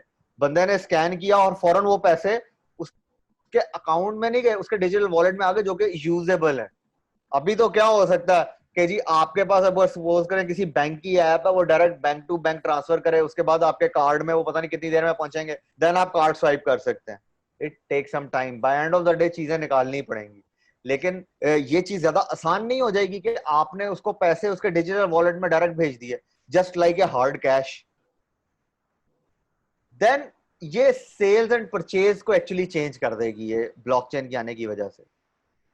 आप ज्यादा इजीली चीजें परचेज कर सकते हैं। जैसे अगर आप रियल स्टेट की बात करें तो अब रियल स्टेट के अंदर क्या हो सकता है कि जब मैंने घर खरीदना है तो अभी मुझे बहुत सारी चीजें करनी पड़ती हैं, लाइक फर्द निकलवाओ, ये पीछे से किसकी थी, कब्जा ग्रुप का सीन तो नहीं है, और बहुत सारी चीजें। अब क्या होगा कि मुझे सिर्फ सपोज करें उसके ऊपर एलडीए ने जो है एक वॉलेट अपना दे दिया है या अपना एक ऐप बना के दे दिया है। अब मुझे सिर्फ उस पेपर के ऊपर दिए गए क्यूआर कोड को स्कैन करना, उसकी पूरी हिस्ट्री मुझे नजर आनी शुरू हो जाए। ठीक है, कि ये इवन घर कहां तक यानी जमीन कहां किसने परचेज की थी फॉर द फर्स्ट टाइम। अच्छा, इसके अलावा मैं यहां तक इसके अंदर डेटा रख सकता हूं कि इस घर के अंदर सामान कौन कौन सा यूज हुआ है, सरिया कितना लगा है जी, ईंटें कितनी लगी हैं, बहुत सारी चीजें। ठीक है, तो वो तमाम के तमाम आर्किटेक्ट कौन था, उसने जो अप्रूव करवाया था वो कौन सा क्या कहते हैं मैप था और समथिंग। तो ये सारी की सारी चीजें भी आ सकती हैं। इसी तरह कार्स के अंदर अगर उसको ले जाए तो कार की पूरी हिस्ट्री आ सकती है। अभी तो देखें इश्यूज आ सकते हैं कि जी कार चोरी की तो नहीं है, ये वो, आपको पुलिस की रिपोर्ट चाहिए। अब ये सब चीजें, अच्छा गाड़ी एक्सीडेंटल तो नहीं है, जाहिर है उस बंदे ने आपको नहीं बताया। इसके एक गाड़ी के अंदर तकरीबन कोई 30,000 के करीब जो है स्पेयर पार्ट्स होते हैं। कौन सा स्पेयर पार्ट कब चेंज हुआ इसका रिकॉर्ड तक आप ब्लॉकचेन पे रख सकते हैं। तो कितनी आसान हो गई चीज जस्ट विद वन ऐप कि जी आप ने सिर्फ उसको वेरीफाई किया और जी ओके गाड़ी इज जेन्युइन, यानी इसका कभी कोई काम नहीं हुआ, इसका ऑयल कब चेंज हुआ एंड एवरीथिंग उसके ऊपर आपको नजर आ रही हो पूरी हिस्ट्री। जिंदगी आसान हो जाएगी। हेल्थ केयर के अंदर इसकी बहुत बड़ी यानी डिप्लॉयमेंट है, बहुत बड़ा केस स्टडी बन सकता है। ड्रग ट्रेसेबिलिटी, यानी अभी हमारे लिए सबसे बड़ी प्रॉब्लम होती है कि हम, यानी सबसे बड़ा कंसर्न ये होता है कि जो हम दवाई ले रहे हैं वो एक्सपायर्ड तो नहीं है। ठीक है, तो हम उसकी ड्रग की ट्रेसेबिलिटी, सपोज करें ग्लैक्सो ने या सीसीएल ने या किसी और कंपनी ने जी अपना एक वो लिया, लाइक एक ऐप निकाली और आप उसके ऐप के थ्रू उनकी पूरी हिस्ट्री देख सकते हैं कि ये मेडिसिन कब से यहाँ पे पड़ी हुई है। इसी तरह क्लिनिकल जो डेटा है, क्लिनिकल ट्रायल्स हैं, वो बेहतर तौर पे यूज हो सकते हैं। लाइक एक बंदे का एक्सीडेंट यहाँ पे हुआ, वो बाहर जाके किसी और कंपनी में खेलना शुरू कर दे या कुछ, ठीक है, या बाहर एक्सीडेंट हुआ उसके लिए अब खेलना मुनासिब नहीं है, वो यहाँ पे आके किसी टीम में चला जाए, तो ये चीजें कवर अप हो सकती हैं जो कि बाद में किसी को ज्यादा कॉस्ट करें, उसको आप पहले पकड़ सकते हैं। अच्छा, फिर एक और चीज, एआई के अंदर इसको कैसे लेके आया जा सकता है कि आपने जो भी चीजें ब्लॉकचेन पे रखी हैं तमाम रिपोर्ट्स, उसके थ्रू वो एनालिसिस करे डेटा साइंटिस्ट, या एआई के थ्रू आपको पता लग सकता है कि कौन सी बीमारी आगे आने वाले दौर में इसको हिट होने के चांसेस ज्यादा हैं, तो उसकी जो प्रिवेंशन है पहले से होनी शुरू हो जाए। इसी तरह ई कॉमर्स और सप्लाई चेन में इसकी एक बहुत बड़ी इंप्लीमेंटेशन हो सकती है। यानी मैं नॉर्मली कहता हूं कि एक तो दो जगह पे ब्लॉकचेन की सबसे बड़ी इंप्लीमेंटेशन होगी, एक आइडेंटिटी मैनेजमेंट और एक सप्लाई चेन में। तो प्रोडक्ट्स की ओरिजिनलिटी को चेक करने के लिए आप इसको यूज कर सकते हैं। जैसे ई कॉमर्स में अगर आप तक कोई चीज पहुंचती है तो अब वो जेन्युइन है या नहीं है, आपको कैसे पता लगेगी ये बात? ठीक है, तो वो इसके थ्रू हो सकता है। वोटिंग में इसकी एक बहुत बड़ी इंप्लीमेंटेशन हो सकती है कि रिगिंग नहीं होगी। एक आम आदमी के लिए सबसे बड़ी इंपॉर्टेंट चीज होती है कि जी मेरा वोट काउंट हो जाए। वो कैसे पॉसिबल है कि आप ब्लॉकचेन को इसको पूरे का पूरा सिस्टम ब्लॉकचेन के ऊपर करें। अब रिजल्ट आपको, यानी कि जब आपका उस पर बहुत सारे मैकेनिज्म लग सकते हैं कि जी आपने किस तरीके से उसको बनाया। ठीक है, वो ऐप में कोई ऑथेंटिकेशंस होंगी जिसको अप्रूव करके आप अंदर गए उस ऐप के, जो कि इलेक्शन कमीशन ने आपको दी है, और आपने अपना वोट कास्ट किया। अब दोबारा आप अपने थंब इंप्रेशन और आईडी कार्ड का दोबारा आप वोट कास्ट नहीं कर सकते। ठीक है, तो वोट आपका काउंट हो चुका होगा। तो इस तरह की एक मिसाल। फिर उसके बाद एजुकेशन सेक्टर में इसकी एक बहुत बड़ी मिसाल ये है कि जी फोर्जरी नहीं होगी। अभी क्या हो सकता है कि जी लोग, मैं नॉर्मली एक बात कहता होता हूँ कि जी हमारे यहाँ लोग मैट्रिक बाद में करते हैं, बीएस पहले कर रहे थे, ठीक है, तो वो चीज रुक जाएगी, तो फोर्जरी नहीं हो पाएगी। और गवर्नमेंट के तमाम जो है डॉक्यूमेंट्स अगर इसके ऊपर ले आए जाएं, बर्थ सर्टिफिकेट से लेकर तो डेथ सर्टिफिकेट तक, तमाम का तमाम डेटा ब्लॉकचेन पर रख लिया जाए, तो कोई दो नंबरी हो ही नहीं पाएगी, आपका आइडेंटिटी थेफ्ट कोई नहीं कर पाएगा कभी भी। अभी जिस तरह मैंने गवर्नेंस की बात की थी, तो ब्लॉकचेन के थ्रू गवर्नेंस, जो आपकी इकोनॉमी है वो पूरी की पूरी टोकन इकोनॉमी में चेंज हो जाएगा। यानी अभी हमने जितनी सर्विसेज की बात की वो तमाम ऑब्वियसली गवर्नमेंट में यूज होती हैं।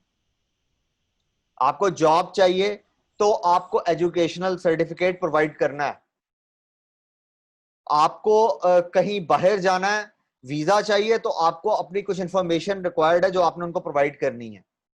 तो ये इस तरीके से तमाम चीजों को बेहतर बना सकता है और उसको लाइक आप कहें कि और ट्रांसपेरेंट कर सकता है। प्रॉब्लम खत्म हो सकती है ये पूरी की पूरी। अभी तो देखें ना, जैसे अगर हम बात करें वैक्सीनेशन की, तो कोई भी बंदा वैक्सीन उसने वैक्सीनेटेड है या नहीं है।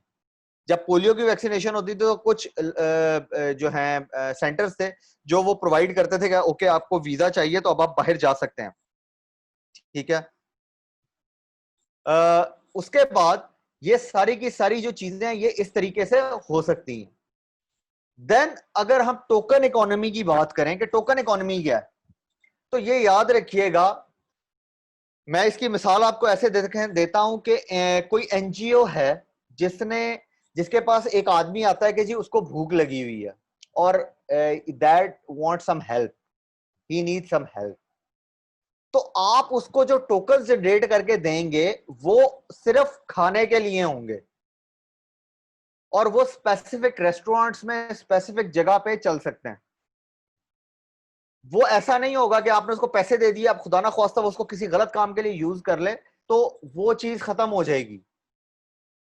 आपके जो टोकन होंगे लाइक वो आप हेल्थ में यूज करें, एजुकेशन में किसी को चाहिए तो वो एजुकेशन के लिए यूज कर सकता है, सोशल वेलफेयर, वही सारी बात कि आपकी जो टोकन इकोनॉमी है वो बहुत स्ट्रांग है, ठीक है।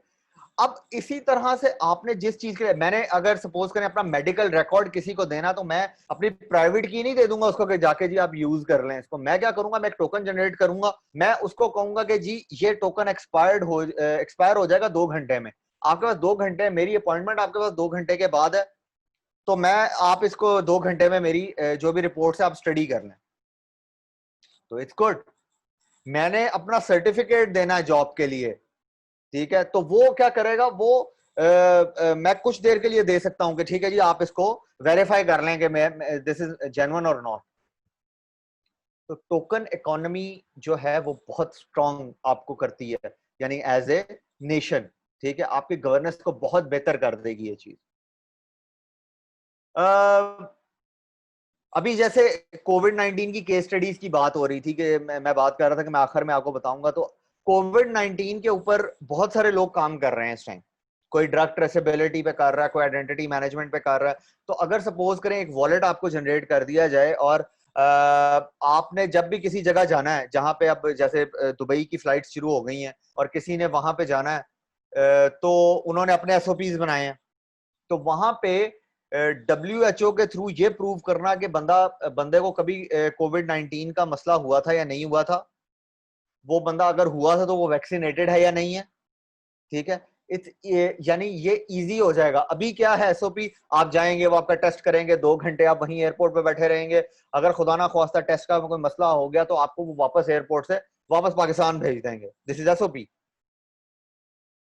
अगर एक बंदा जा रहा है, वो जो वहां का रेजिडेंट है, तो वहां पे जाके तो उसका टेस्ट होगा वहीं पे एयरपोर्ट पे, और उसके बाद उसको घर भेज दिया जाएगा इन ए स्पेशल ड्राइव, ठीक है। वो घर जाएगा और 14 डेज के लिए वो आइसोलेटेड रहेगा, या तब तक एटलीस्ट आइसोलेटेड जब तक रिपोर्ट नहीं आ जाती।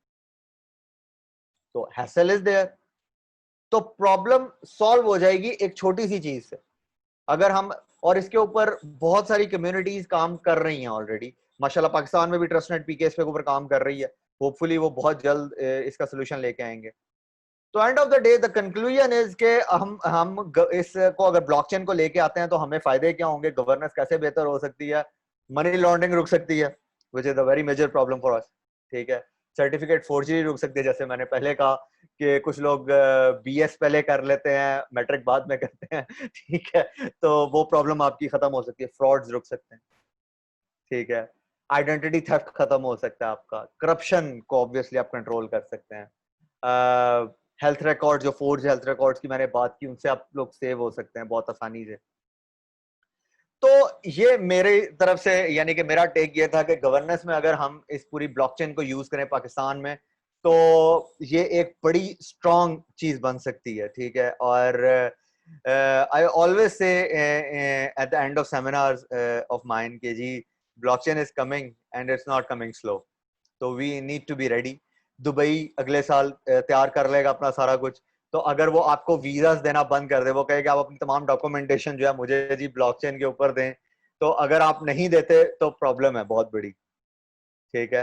वो आपके वीजा ही कैंसिल कर देंगे, ठीक है। और बहुत सारी लाइक यूरोप काम कर रहा है, बहुत सारी जगह, फिनलैंड काम कर रहा है, ठीक है। आपका जो यूएस है, तो कहने का मकसद है आपको किसी भी जगह जाना है, तो अगर वो आपसे डेटा इसके ऊपर मांगते हैं तो we need to work on that. तो हमें इसको बड़ी ब्लॉकचेन की बड़ी इंपॉर्टेंस है इस टाइम, और इस टाइम पे थोड़ी ज्यादा हो गई है। और ये बहुत जल्दी से अब आप लोगों को, जो डिजिटल ट्रांसफॉर्मेशन की तरफ हम बहुत तेजी से अब जा रहे हैं, तो ये बहुत तेजी से होती ही चीजें अब आपको आहिस्ता आहिस्ता वो नजर आएंगी कि जी हम पहले जो सोचते थे 10 साल में चेंज, अगले 5 साल में नजर आनी शुरू हो जाएंगी। ये मेरा फेसबुक है और लिंक्डइन है, अगर आप लोग कनेक्ट होना चाहें मेरे साथ तो you guys sure on that. So thank you very much ji from my side. If anybody has some questions, so please ask. आप इसको स्कैन करेंगे ना एक्चुअली अपने QR कोड पे, तो आपको आ जाएगा। एक्चुअली मेरा फेसबुक भी आ जाएगा, मेरा लिंक्डइन भी आ जाएगा।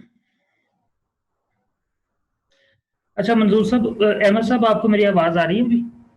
जी जी इरफान भाई। अच्छा, कोई क्वेश्चन नहीं पूछ रहा, मैंने सोचा मैं ही पूछ लूं।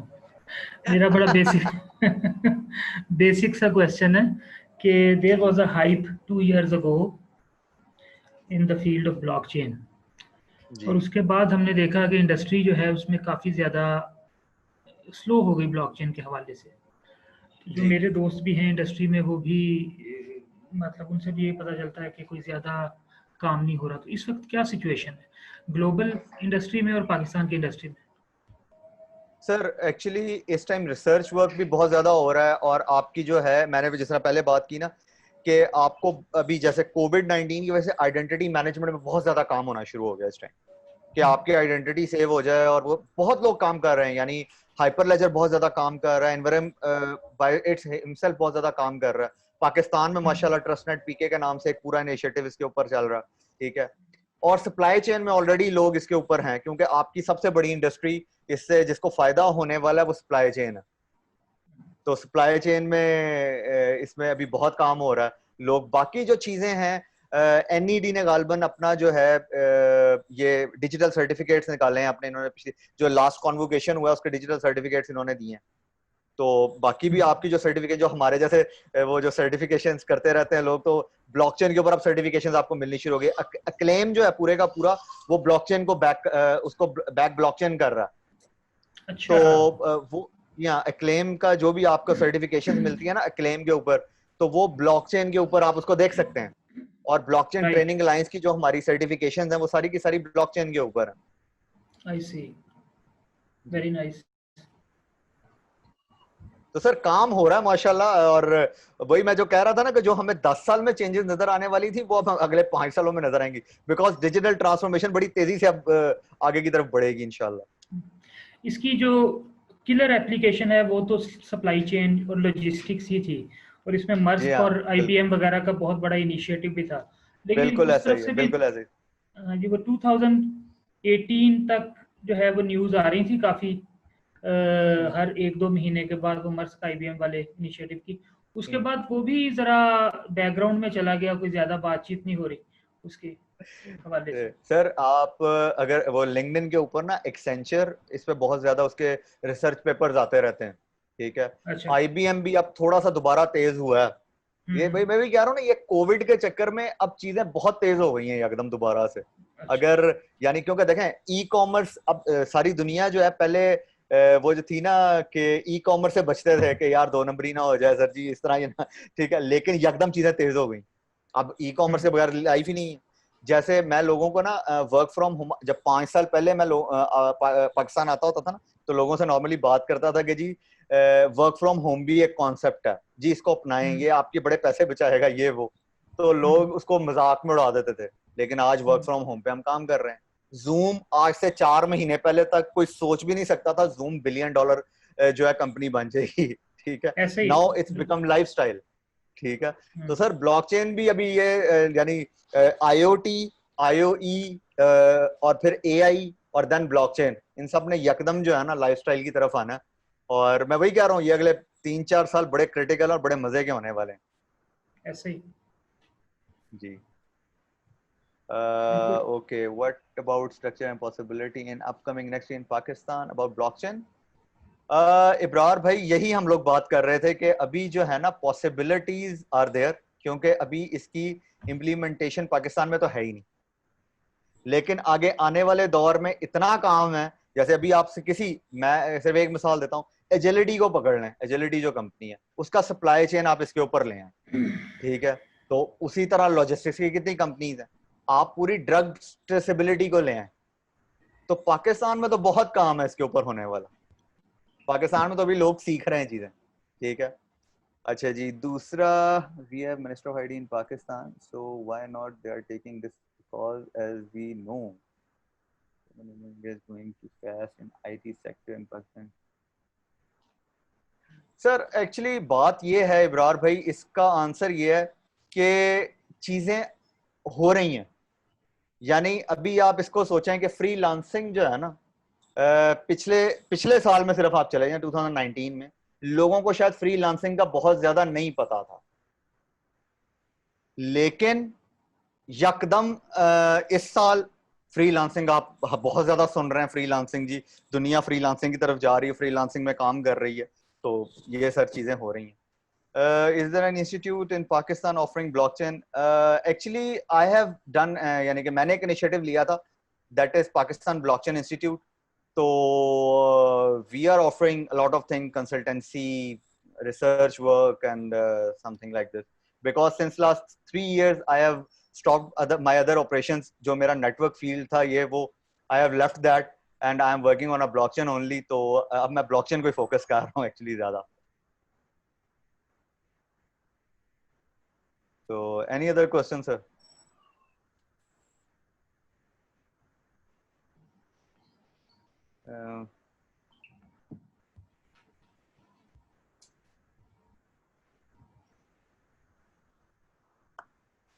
All good, sir?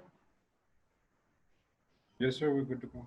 Dr. Irfan? Okay, thank you very much. Thank you very much. Sir, if we have any question, we'll redirect it to you. Thank you for your time and your shrewd insight in the subject. Thank you very much.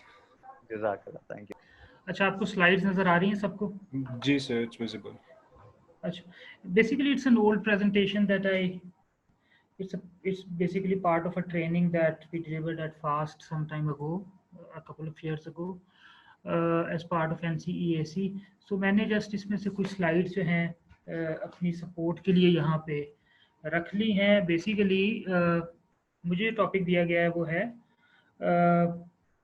Education में कैसे blockchain जो है वो transformation लेके आएगा, specially Pakistan में और बाकी दुनिया के अंदर। कोविड-19 की अभी बात हो रही थी, तो कोविड-19 ने सिचुएशन काफ़ी चेंज कर दी है all over the world. I mean the way we used to think about education and its connection with blockchain has all together changed.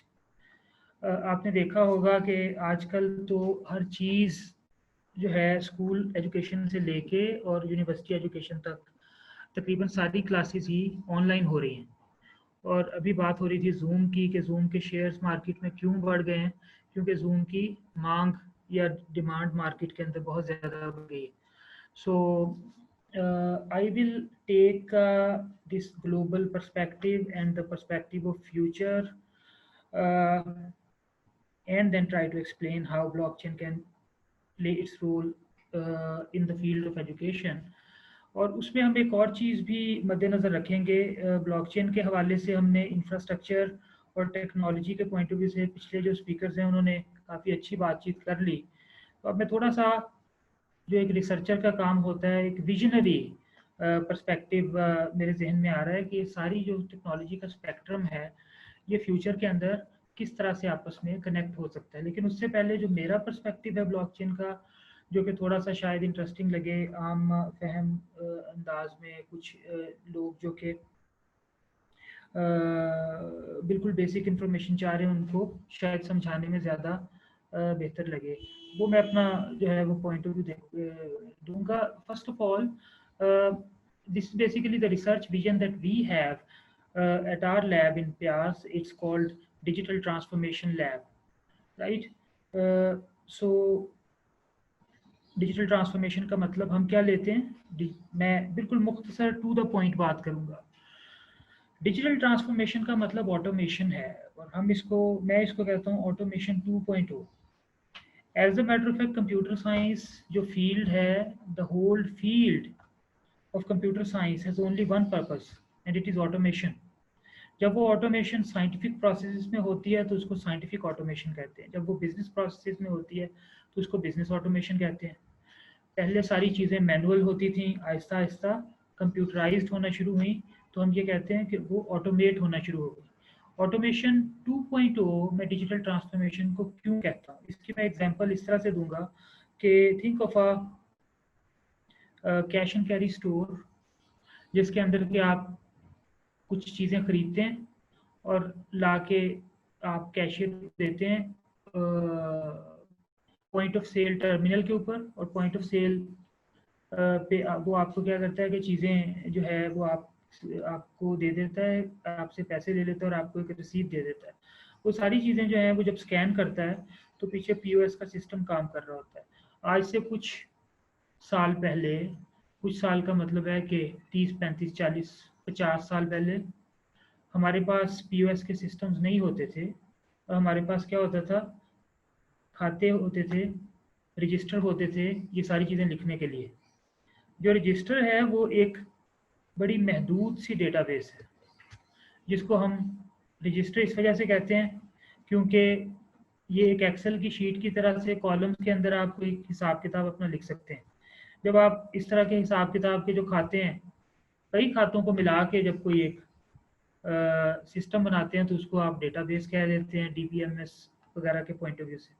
लेकिन इसको हम रजिस्टर कहते हैं क्योंकि ये बिल्कुल सिंपल से तरीके से खाता लिखा होता है। खाता क्या, ट्रांजैक्शंस हैं। सो आप ब्लॉकचेन में भी आगे देखेंगे कि इसको डिस्ट्रीब्यूटेड शेयर्ड लेजर कहते हैं। तो लेजर जो है वो बेसिकली एक रजिस्टर होता है। सो डिस्ट्रीब्यूटेड शेयर्ड लेजर, जिसके अंदर के उसी तरह से ट्रांजैक्शंस और खाते लिखे होते हैं। अच्छा, अब जब आपने अपने बिजनेस को ऑटोमेट कर दिया POS के जरिए, अब हम क्या, डिजिटल ट्रांसफॉर्मेशन क्या है इसी पर्टिकुलर एरिया के अंदर, और हम इसको ऑटोमेशन 2.0 क्यों कहते हैं। अब आप ये देखिए कि इस तरह से जो है वो ट्रांसफॉर्मेशन हो रही है कि आपके जो शेल्फ्स हैं किसी स्टोर में, वहाँ पे कैमरेज लगे होते हैं, और वो कैमरे आपके बिहेवियर को देख रहे होते हैं, और बिहेवियरल एनालिटिक्स परफॉर्म हो रही होती है। उन बिहेवियरल एनालिटिक्स में आपको ये इंफॉर्मेशन मिलती है कि एक पर्टिकुलर कस्टमर जब स्टोर के अंदर आया तो उसकी पहली चॉइस किस तरफ थी, किस तरफ की शेल्फ थी, और जब वो उस तरफ आया तो उसने ऊपर वाली शेल्फ से चीज़ उठाई या नीचे वाली, क्योंकि आपको पता है सेक्शंस बने होते हैं। अगर उसने सर्फ उठाना है तो सर्फ भी है और ब्राइट भी है और दूसरी प्रोडक्ट्स भी हैं, तो कोई दरम्यान वाली शेल्फ में पड़ी होंगी, ऊपर वाली में पड़ी होंगी, कोई नीचे वाली में पड़ी होंगी, उसने कौन सी जगह से कोई चीज़ उठाई। दूसरी चीज़ आपको ये पता चल सकती है कि वो चीज़ अब उसने उठा के अपनी कार्ट में रख ली, शॉपिंग कार्ट में अपनी जो वो ट्रॉली लेके जा रहा है। उसके बाद कोई कस्टमर ऐसे भी हैं जिन्होंने वो चीज़ उठा के वापस शेल्फ में रखी और दूसरी चीज़ उठा ली। हमारा अमूमी बिहेवियर ये होता है कि जो नई प्रोडक्ट है उसके साथ हम अमूमन ये करते हैं, एक प्रोडक्ट उठाते हैं वापस रखते हैं, दूसरी प्रोडक्ट उठाते हैं वापस रखते हैं। सारा बिहेवियर जो है वो आपका रिकॉर्ड हो रहा होगा। फिर तीसरी चीज़ ये हो सकती है कि ये जो कस्टमर्स हैं इनका एज ग्रुप क्या है। फिर ये हो सकता है कि मुख्तलिफ जो रीजन्स हैं, शहर के मुख्तलिफ जो स्टोर्स हैं, वहाँ पे किस किस्म की चीज़ें बिकती हैं। वैसे मैं इस्लामाबाद में उस वक्त, तो इस्लामाबाद तो ख़ास तौर पे सेक्टर्स का सिटी है ना, तो इसके अंदर तो मुख्तलिफ सेक्टर्स के अंदर आपके पास मुख्तलिफ तरह के जो है वो तबका आमदनी वाले लोग जो हैं वो रहते हैं। तो इसका मतलब है कि उनकी जो कंज्यूमर चॉइसेस जो होंगी वो हो सकता है वेरी करती हों। तो आपको पता चले कि किस जगह पे उसी प्रोडक्ट का सस्ता वर्जन खरीदा जा रहा है, कहाँ पे उसका महंगा वर्जन खरीदा जा रहा है। फिर आपको ये पता चले कि आपका जो जेंडर पर्सपेक्टिव में आपके पास किस तरह के एनालिटिक्स हैं कि जो है वो ख़वातीन कौन सी प्रोडक्ट्स खरीदती हैं जब वो शॉपिंग करती हैं, मर्द कौन सी करते हैं। फिर ये कि जो स्कूल के बच्चे हैं वो या जो यूनिवर्सिटी कॉलेज के स्टूडेंट्स हैं वो कौन सी चीज़ें लेते हैं और जो काम करने वाले दूसरे। द पॉइंट इज डिजिटल, आप जब ऑटोमेशन को नेक्स्ट लेवल के ऊपर लेके जाते हैं तो आपके पास स्काई इज़ द लिमिट, आपके पास बहुत सारी पॉसिबिलिटीज़ हैं जो कि आप कर सकते हैं। सो ये एक टेक्नोलॉजी स्पेक्ट्रम में एक ट्रेंड है, एक चीज़ है जो कि आ रही है मुसलसल। अच्छा, इसके पीछे भी कुछ और ट्रेंड्स हैं। मिसाल के तौर पे हम कहते हैं ह्यूमन सेंटर्ड कंप्यूटिंग। जो सारी टेक्नोलॉजी है वो ऐसे बने कि वो ह्यूमन की लाइफ के अंदर, उसके कल्चर के अंदर मैशअप हो जाए। ह्यूमन को टेक्नोलॉजी के लिए अपने आप को अडेप्ट ना करना पड़े, technology should itself adapt for human needs. तो ह्यूमन सेंटर्ड कंप्यूटिंग इसमें आ जाती है। तो इसका मतलब बुनियादी तौर पे क्या है, इसका मतलब है कि आपके पास जो है ना ये यूजेबिलिटी इंजीनियरिंग, आपके पास जो यूजर एक्सपीरियंसेस हैं वो बड़े अच्छे होने चाहिए। दूसरा आपने देखा आईओटी, क्लाउड, एआई वगैरह जो है इसका आजकल दौर दौरा है।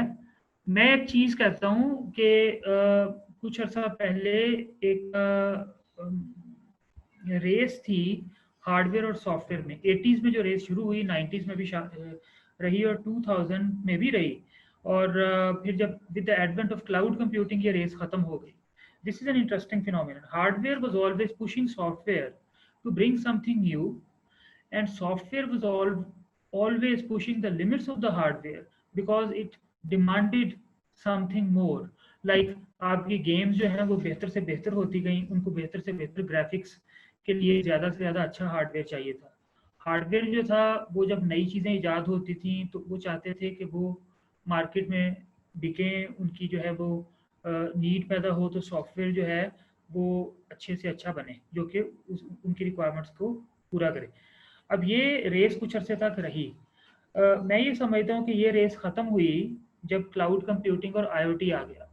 Cloud computing basically is the name of large pool of kind of infinitely large pool of resources which are upgradable, which are expandable, right?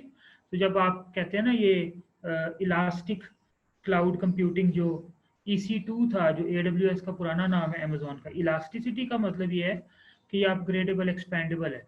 तो अब आप देखें कि जब आपको एक बेहतर हार्डवेयर की ज़रूरत है तो क्लाउड जो है उस पर आप वर्चुअल मशीन की स्पेसिफिकेशंस चेंज कर सकते हैं। आपकी वर्चुअल मशीन को ज़्यादा कंप्यूटेशनल पावर मिल जाएगी, उसको ज़्यादा जो है बेहतर मेमोरी मिल जाएगी और ज़्यादा रिसोर्सेज मिल जाएंगे। इसका मतलब है ये रेस जो है वो ख़त्म हो गई। दूसरी चीज़ ये हुई कि आईओटी जब मार्केट में आई है तो इसने आपकी इमेजिनेशन को बहुत वसी और अरीज कर दिया है। वो इस तरीके से कि आईओटी किस चीज़ का, क्या चीज़ है? आईओटी बेसिकली छोटे छोटे कंपोनेंट्स हैं जो तीन ही तरह के हो सकते हैं, या सेंसर्स होंगे, या एक्चुएटर्स होंगे, या टैग्स जिनको हम एड्रेसेस कहते हैं वो होंगे। अब जो ज़्यादा कॉम्प्लेक्स किस्म के कंपोनेंट्स हैं वो भी इन्हीं तीन ही किस्म की चीज़ों से बने होंगे। आपका टीवी भी एक आईओटी हो सकता है जिसके अंदर ये सारे मुख्तलिफ कंपोनेंट्स लगे हुए हैं। अगर हम एक लॉजिस्टिक्स के अंदर एग्जांपल देखें तो ट्रक के ऊपर जो मुख्तलिफ जो कंटेनर्स हैं उनके ऊपर ये जो है डिवाइसेस लगे हो सकते हैं। अगर हम एजुकेशन के अंदर देखें तो एक रिमोट स्टूडेंट जो है वो जब अपना रिमोटली जब वो अटेंडेंस अपनी मोबाइल के ऊपर अपना थंब इम्प्रेशन लगा के लगाता है तो ये एक सेंसर है जिसने कि ये जज कर लिया कि स्टूडेंट जो है वो रिमोटली क्लास के अंदर मौजूद है और उसी का थंब इम्प्रेशन है जिससे कि उसकी अटेंडेंस मार्क की गई। क्लाउड जो है वो आपको इस किस्म की एनवायरनमेंट भी देता है जिसमें कि आप के जो यूजर्स हैं वो एक दूसरे से दूर हो सकते हैं, जोग्राफिकली सेपरेट हो सकते हैं। इसका मतलब ये हुआ कि अगर मैं एजुकेशन से रिलेट करूंगा सारी चीज़ों, इसका मतलब ये हुआ कि हम एक ऐसे क्लासरूम का कॉन्सेप्ट भी दे सकते हैं जो ग्लोबल क्लासरूम हो, जिसमें कि जहां मर्जी लोग बैठे हों, आपके पास जो कंटेंट है, जो आपके रिसोर्सेज हैं, वो क्लाउड पे पड़े हुए हैं और सारे लोग उसको एक्सेस कर सकते हैं। अच्छा, मैं ये समझता हूँ कि जब जो आईओटी है, आईओटी ने आपके पास इन्फिनिट पॉसिबिलिटीज दे दी हैं। आईओटी, आप कोई भी चीज़ सोचें तो आप उसको आईओटी के पर्सपेक्टिव में सोच सकते हैं। आपकी डिज़ाइन थिंकिंग जो आईओटी के पर्सपेक्टिव में हो गई है। मिसाल के तौर पे मैं ये कहता हूँ कि मुझे जो है ना कहा गया है कि मैं बहुत ज़्यादा पानी पीऊँ, तो ये एक बोतल है ना, और इस बोतल के अंदर अगर मैं एक सेंसर लगा देता हूँ और ये सेंसर जो है ये चीज़ मॉनिटर करता रहता है कि मैंने दिन में कितने ग्लास पिए, तो और साथ ही मेरी मोबाइल ऐप के ऊपर इन्फॉर्मेशन देना शुरू कर देते, तो मेरे जहन में एक रैंडम सा ख्याल आया और मैंने फौरन उसका डिज़ाइन बना लिया। इसी तरीके से आपके जहन में कोई भी चीज़ आती है, आपको इस वक्त इतने ज़्यादा सेंसर्स, एक्चुएटर्स वगैरह मौजूद हैं कि आप उसको आईओटी के पर्सपेक्टिव में छोटे छोटे कंपोनेंट्स की फॉर्म में सोच सकते हैं, and then you can combine them together. And cloud computing is basically the software of IoT.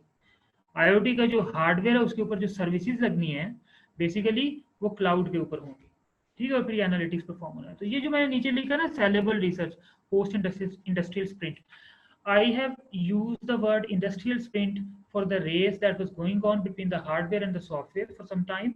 And now we are living in the post-industrial sprint era. This means that imagination is your world. Whatever you can imagine, you can make it. The technology has made available those components that can be combined together to come up to your expectations. Whatever you think, you can make it. So yeah, this is basically the research vision that we have in our lab, digital transformation lab. इसमें एक बड़ा अहम यहाँ पे एक चीज़ है, fourth industrial revolution. Fourth industrial revolution की भी हम बात करते हैं। फोर्थ इंडस्ट्रियल रेवोल्यूशन का मतलब ये है, बहुत सारी चीज़ें उसमें, उससे पहले 3 इंडस्ट्रियल रेवोल्यूशन हुई हैं। तीसरी इंडस्ट्रियल रेवोल्यूशन जो थी वो बेसिकली आपकी पीएलसी थी, जो कि मैन्युफैक्चरिंग इंडस्ट्री के अंदर आ गई। ठीक है, इंडस्ट्री में जब प्रोग्रामेबल लॉजिकल कंट्रोलर जो है वो आया, यानी कंप्यूटर आया, कंप्यूटर कंट्रोल जब इंडस्ट्री होगी, वो थर्ड इंडस्ट्रियल रेवोल्यूशन थी। सेकेंड इंडस्ट्रियल रेवोल्यूशन थी जब इलेक्ट्रिफिकेशन हुई, जब मैस प्रोडक्शन हुई, जबकि असेंबली लाइंस बनना शुरू हो गई। और फर्स्ट इंडस्ट्रियल रेवोल्यूशन वो थी जबकि आपके पास मैकेनाइजेशन हुई, जब स्टीम इंजन बना। चौथी इंडस्ट्रियल रेवोल्यूशन क्या है? इन शॉर्ट, चौथी इंडस्ट्रियल रेवोल्यूशन का मतलब ये है, everything will be treated with the lens of IoT और IoE. IoE is a word जो कि आईओई का मतलब है कि आप थिंग्स के साथ साथ ना पीपल एंड प्रोसेसेस भी उसके अंदर इन्वॉल्व कर लें। सिस्को की टर्मिनोलॉजी है बेसिकली। सो industrial revolution, fourth industrial revolution जो है उसका एक कॉन्सेप्ट है, मैं इसकी डिटेल में नहीं, इस वक्त हमारे पास टाइम नहीं के जाएं। दो कॉन्सेप्ट्स की मैं बात करूंगा। एक कॉन्सेप्ट है कनेक्टेड वर्ल्ड और दूसरा कॉन्सेप्ट है digital twin. Right, connected world का क्या मतलब है? कनेक्टेड वर्ल्ड का मतलब है हर चीज आपस में कनेक्टेड होगी। मसलन आपके पास हम सारे लोग जो हैं वो आपस में एक प्लेटफॉर्म के ऊपर कनेक्टेड हैं। मेरे घर में अगर एक ट्यूबलाइट लगी हुई है तो वो भी किसी सिस्टम के ऊपर कनेक्टेड होगी और उसकी अपनी एक आइडेंटिटी होगी। एक पंखे की अपनी आइडेंटिटी होगी और वो कनेक्टेड होगा। इसके लिए IPv6 के जरिए इसको एड्रेसेस दिए जा सकते हैं। जब हम ब्लॉकचेन पे आइडेंटिटी मैनेजमेंट की बात कर रहे थे तो इसी किस्म की आइडेंटिटी की हम बात कर रहे थे। अब आप इमेजिन कि जो फ्यूचर का एजुकेशन सिस्टम है उसके अंदर कौन कौन सी ऐसी चीज़ें हैं जहाँ पे कि IoT के डिवाइसेस इन्वॉल्व होंगे, उनको यूनिक आईडीज इंस्टॉल हो जाएंगी और वो आपस में कनेक्टेड होंगे। क्या ऐसे डिवाइसेस मौजूद हो सकते हैं जिनको यूज़ करके स्टूडेंट्स जो हैं वो क्लास के अंदर पार्टिसिपेट करें? क्या ऐसे डिवाइसेस हो सकते हैं जो कि यूनिवर्सिटी के अंदर मौजूद हैं, जो कि एक ट्रस्टेड कंप्यूटर है, जो कि जिसके ऊपर के सर्टन रिकॉर्ड मौजूद है, जो कि रजिस्ट्रार का पूरे का पूरा जो मैकेनिज्म है वो कंप्यूटराइज्ड हो जाता है, ऑटोमेट हो जाता है, और उसकी एक यूनिक आईडी और वो हायर एजुकेशन कमीशन के साथ कनेक्टेड है। राइट, इस किस्म की पॉसिबिलिटीज आपके पास बन सकती हैं। डिजिटल ट्विन का मतलब ये है कि एक फैक्ट्री है, एक मशीन है, उसकी एक टेंजिबल, एक जिसको कहीं मादी हैसियत है, या उसका वो एक उसकी एक मटेरियल फॉर्म है, लेकिन साथ ही उसकी एक सॉफ्टवेयर की फॉर्म है, राइट। इसका मतलब ये हुआ कि एक स्टूडेंट है और एक टीचर है, अभी भी आप देख लें, उसकी एक आइडेंटिटी है, और वो आइडेंटिटी मौजूद है इंटरनेट पे, और इंटरनेट के ऊपर जो लर्निंग मैनेजमेंट सिस्टम्स है उनके अंदर। आजकल हम एक सिस्टम यूज कर रहे हैं, कैनवस। कैनवस जो है उसके ऊपर मैं एक कोर्स पढ़ा रहा हूँ सॉफ्टवेयर इंजीनियरिंग का और क्लाउड कंप्यूटिंग का। उसके अंदर मैं चाहूँ तो किसी को भी एज अ टीचर ऐड कर लेता हूँ, और चाहूँ तो किसी को टीए ऐड कर लेता हूँ। जो भी टीचर या टीए या स्टूडेंट कोई चीज़ परफॉर्म करता है वो सारी लॉग्ड होती है, ठीक है। नॉन रेप्यूडिएशन का कॉन्सेप्ट है कि कोई किसी ने अगर कोई काम किया है तो वो उसे डिनाई नहीं कर सकता। अच्छा, इसका इसका मतलब ये हुआ कि मेरी जितनी भी प्रेजेंस है उस लर्निंग मैनेजमेंट सिस्टम में, वो काइंड ऑफ मेरा डिजिटल ट्विन है। डिजिटल ट्विन का जो अमूमन कॉन्सेप्ट इस तरह से लिया नहीं जाता, वो मशीन्स और फैक्ट्रीज के लिए लिया जाता है। लेकिन जब हम आईओटी में पीपल एंड प्रोसेसेस को भी इन्वॉल्व कर रहे हैं, तो हम ये नहीं कह सकते कि पूरे का पूरा जो आपका एजुकेशन का सिस्टम, जिसमें जितनी हार्डवेयर की और जितनी भी ऐसी चीज़ें जो फॉर्म्स में मौजूद थी, लोगों की फॉर्म में, कंप्यूटर्स की फॉर्म में, उनका डिजिटल ट्विन हो जाएगा। तो हम इसको इस पॉइंट ऑफ व्यू से ले सकते हैं, because this is a terminology that is being used for the systems of future. So हम ये कहते हैं कि फ्यूचर के अंदर आपकी आईओटी होगी, जितनी सर्विसेज हैं आईओटी की हार्डवेयर की, उनके लिए आपके पास क्लाउड की सॉफ्टवेयर की सर्विसेज होंगी, बहुत सारा डेटा जनरेट होगा, वो डेटा जो है उसको उसके ऊपर एनालिटिक्स परफॉर्म होंगे, और फिर इन सब को सिक्योर करना होगा। तो मैं ये समझता हूँ कि 4 चीजें हैं जो कि टेक्नोलॉजी का स्पेक्ट्रम बनाता है। Where is blockchain here? यहाँ पे ब्लॉकचेन कहाँ पे आएगी? ब्लॉकचेन यहाँ पे हर जगह पे आएगी। अगर हम रिसर्च के पर्सपेक्टिव में देखें तो ब्लॉकचेन हर जगह पे आएगी। देखिए, इंटरनेट ऑफ थिंग्स में हम ये बात करते हैं फ्यूचर के अंदर, माइक्रो इकोनॉमी में, कि ये जितनी भी चीज़ें हैं इनको एक आइडेंटिटी मिले। वो IPv6 से मिल सकती है, और वो ब्लॉकचेन बेस्ड आईडी भी हो सकती है चीज़ों की। जब हम आईओटी की माइक्रो इकोनॉमी की बात करते हैं तो ब्लॉकचेन बेस्ड हम आईडीज की बात कर सकते हैं, ठीक है, जो ब्लॉकचेन के ऊपर स्टोर होंगी। फॉर एग्जांपल, एक स्टूडेंट एक सर्टिफिकेट लेता है, तो वो सर्टिफिकेट का भी बात हुई, जैसे एक्लेम की हमने सर्टिफिकेशन की एक कोर्स में as part of cloud computing और सॉफ्टवेयर इंजीनियरिंग, और कुछ फ्री सर्टिफिकेट से, मेरा ख्याल एक्लेम के ही थे, 10-12 थे, उसमें से 1-2 शायद एक्लेम के थे, अगर वो फ्री सर्टिफिकेट देता है तो। But I visited their system as well, so that's why it is in my mind. तो उसमें जो उसकी आईडी है, अब कुछ स्टूडेंट्स ने फोर्जरी की। जब उन्होंने फोर्जरी की, उन्होंने ये किया कि एक सर्टिफिकेट था जो उन्होंने हासिल किया, और उस सर्टिफिकेट के ऊपर उन्होंने नाम चेंज कर दिया। मैंने उनको कहा कि यार, अगर तुमने फोर्जरी करनी थी इस तरह की, तो थोड़ी सी अकल इस्तेमाल कर लेते, क्योंकि नीचे जो है वो उसकी यूनिक आईडी आ रही है, और साथ ही QR कोड है। तो मैं थोड़ा सा अगर QR कोड को गौर से देखूं तो 3-4 सर्टिफिकेट्स में एक ही QR कोड है, एक ही पैटर्न है, थोड़ा सा गौर करना पड़ता है, और नीचे जो आपकी आईडी है वो एक ही है। तो मैंने वो आईडी जो है वो कॉपी करके जब देखी, तो पता चला कि किसी और स्टूडेंट का सर्टिफिकेट जो है वो 6-7 लोगों ने यूज किया हुआ है। सो if you store this particular certificates, these certifications on blockchain, so it makes a lot of sense कि why do you need blockchain in education? क्यों आपको चाहिए? वेरिफिकेशन के लिए, सर्टिफिकेट्स की वेरिफिकेशन के लिए। तो आपके पास, अच्छा, अब फॉर एग्जांपल आप ये देखना चाहते हैं कि एक पर्टिकुलर सेशन कोई कंडक्ट हुआ था, और मिसाल के तौर सेशन का कैसे आप कहते हैं कि कोई एग्जामिनेशन हो रहा है, उस एग्जामिनेशन में स्टूडेंट प्रेजेंट था, आप कहते हैं आपने कैमरा लगा दिया, स्टूडेंट का फेस रिकग्निशन भी हो गई, और वो सारे सेशन का रिकॉर्डिंग हो गई, और वो सारे सेशन की रिकॉर्डिंग की एक आईडी बनी। वो आईडी आप ब्लॉकचेन पे रख सकते हैं। एक चीज आप ध्यान में रखें कि ब्लॉकचेन के ऊपर आप हाई वैल्यू डेटा रखते हैं। We will come towards this in a short while. इसी तरह से आपके पास जो क्लाउड कंप्यूटिंग है, अब ब्लॉकचेन की जो सर्विसेज हैं, they need to be stored somewhere and they need to be made accessible to everybody, no? Sounds like cloud computing or something related to web. Cloud computing is nothing but 3 kinds of services: software as a service, platform as a service, infrastructure as a service. Why not blockchain as a service? Right. So security के perspective में तो हम already बात कर रहे हैं कि blockchain is secure by design. Blockchain provides means for identity management. जो आपके पास टोकन्स होते हैं का कॉन्सेप्ट है, एवरी जो आपने देखा कि ब्लॉकचेन इज सिक्योर और ये सिक्योरिटी को एनहांस करती है, सिक्योरिटी के लिए यूज होती है।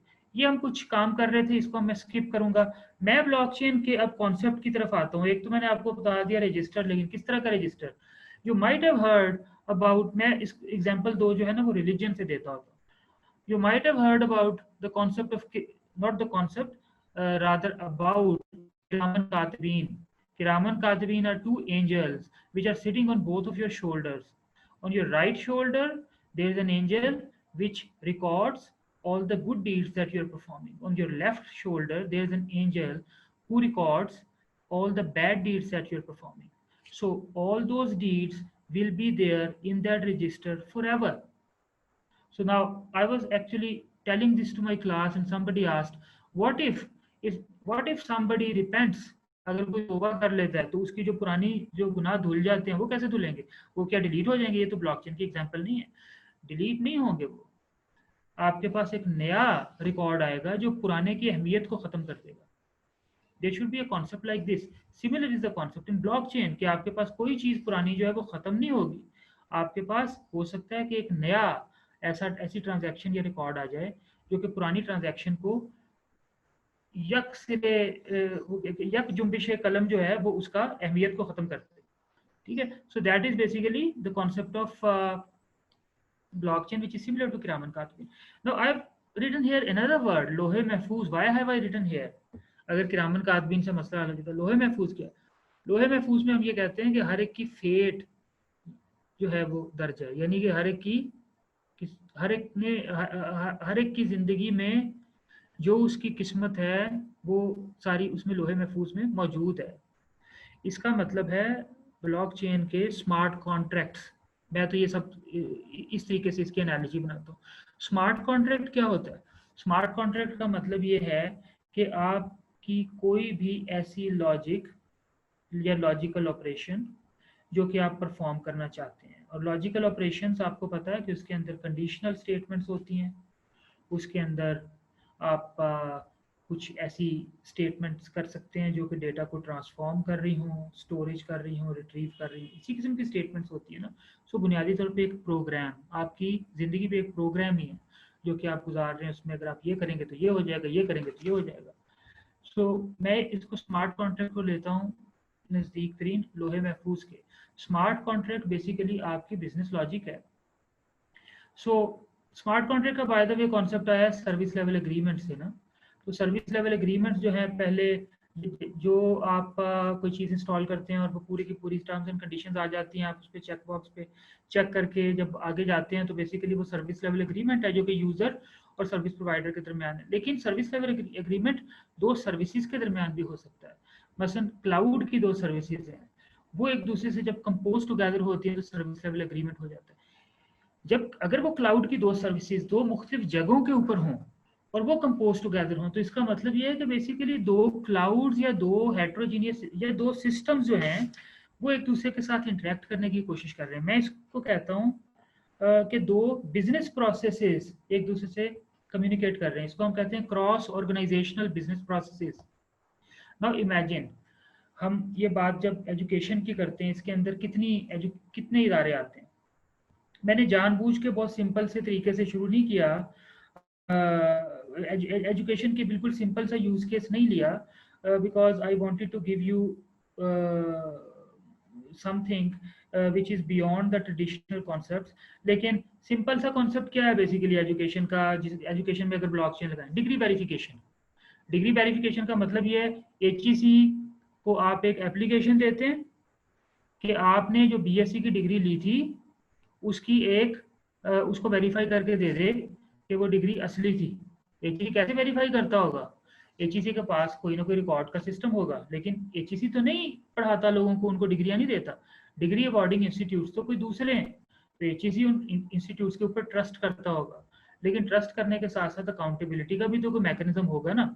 इसका मतलब है कि वो ऐसा तो नहीं हो सकता कि अगर मैंने 4 साल पहले एनरोल ही नहीं हुआ था किसी यूनिवर्सिटी के अंदर और मुझे अब डिग्री मिल जाए और बैक डेट पे जाके मुझे एनरोल कर दीजिए, ऐसा नहीं हो सकता। इसका मतलब है HEC उनसे कोई इन्फॉर्मेशन वक्तन फवक्तन मंगवाता रहता होगा, उसके बाद उसको वेरीफाई करके डिग्री दी जाती होगी, और फाइनल वेरिफिकेशन यूनिवर्सिटी नहीं करनी होगी। यहाँ पे दो ऑर्गेनाइजेशन आ जाती है, एक यूनिवर्सिटी और एक HEC। तो इसका मतलब ये हुआ कि क्रॉस ऑर्गेनाइजेशनल इंटरेक्शन हो रहा है। सो अगर HEC के सारे सिस्टम को आप ऑटोमेट करते हैं, जो मैंने शुरू में बताया ना कि मेजर हमारा काम क्या है, ऑटोमेशन। ब्लॉकचेन भी किसके लिए फ्यूचर में इस्तेमाल हो रही है, किस मकसद के लिए? ऑटोमेशन के लिए। हम कहते हैं कि किसी बंदे की जरूरत नहीं है, ना HEC में ना यूनिवर्सिटी में। मैंने अगर डिग्री की है, हासिल की है, तो मुझे HEC की वेबसाइट के ऊपर जाके मैं अप्लाई करूं और मुझे डिग्री की वेरिफिकेशन का सर्टिफिकेट मेरी ईमेल में PDF फॉर्म में आ जाए। उस PDF के सर्टिफिकेट के ऊपर कोई एक ऐसी चीज हो, जैसे QR कोड है या कोई ऐसी मशीन रीडेबल चीज, कि जब मैं अपने जहाँ पे मैं अप्लाई कर रहा हूँ एम्प्लॉयमेंट के लिए उनको भेजूँ, तो वो मेरी डिग्री वहाँ से वेरीफाई कर लें। ऐसी पॉसिबिलिटीज तो एग्जिस्ट करती हैं, और अब जो टेक्नोलॉजी है उसकी मौजूदगी में तो सिर्फ it's the matter of development ना, डेवलपिंग दो सिस्टम्स। अच्छा, अब हम इसको थोड़ा सा मजीद आगे लेके जाते हैं। सिनेरियो हम ये देखते हैं, क्या हमें यूनिवर्सिटी की जरूरत भी है फ्यूचर में?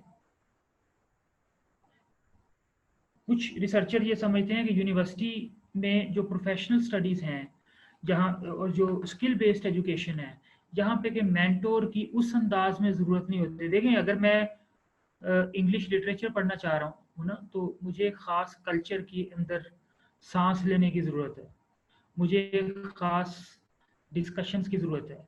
लेकिन अगर मैं बेसिकली एक जो है वो काम करना चाह रहा हूँ कि मैं एक मोटर मैकेनिक बनना चाह रहा हूँ, मैं इंजन को खोल कर ठीक करना चाह रहा हूँ, तो मुझे सिर्फ प्रैक्टिकल स्किल्स की ज़रूरत है। उस प्रैक्टिकल स्किल्स का एक तरीका ये है कि मैं एक वर्कशॉप पे जाऊँ, इंजन खोलूँ और उसको ठीक करूँ, उसको जोड़ूँ दोबारा। दूसरा तरीका ये है कि वर्चुअल रियलिटी मेरे सामने आ जाए। वर्चुअल रियलिटी में मेरे पास कुछ हाथ में गॉगल्स हों, ख़ास किस्म की ऐनक लगाई हो, तो मुझे वो सारा इंजन नज़र आ रहा हो। और मैं क्या करूँ कि मुझे पता चले कि मैंने पहले ये नट बोल्ट जो है वो खोलना है, फिर मैंने ये करना है, फिर ये करना है, मैं इंजन को पूरा खोलना है, उसके बाद एक एक करके मैं उसको जोड़ूँ। अब जहाँ पे मैं गलती करता हूँ वहाँ पे मुझे बताया जाए कि मैं गलती कर रहा हूँ। सो एजुकेशन को इस तरह से हो जाना चाहिए फ्यूचर में। ये स्किल बेस्ड एजुकेशन है। इस स्किल बेस्ड एजुकेशन के लिए हो सकता है कि क्लासरूम की ज़रूरत ही ना हो, और अगर इस तरह की स्किल बेस्ड एजुकेशन होती है तो उसके बाद उसको जो सर्टिफिकेट मिलेगा, जो डिग्री मिलेगी, वो शख्स वेरीफाई करेगा। अमूमी तौर पे तो शायद कोई भी ना वेरीफाई करे, बस जो इंडस्ट्री है, आपका एम्प्लॉय जो है, उसको जो स्किल्स चाहिए वो आपसे ले ले।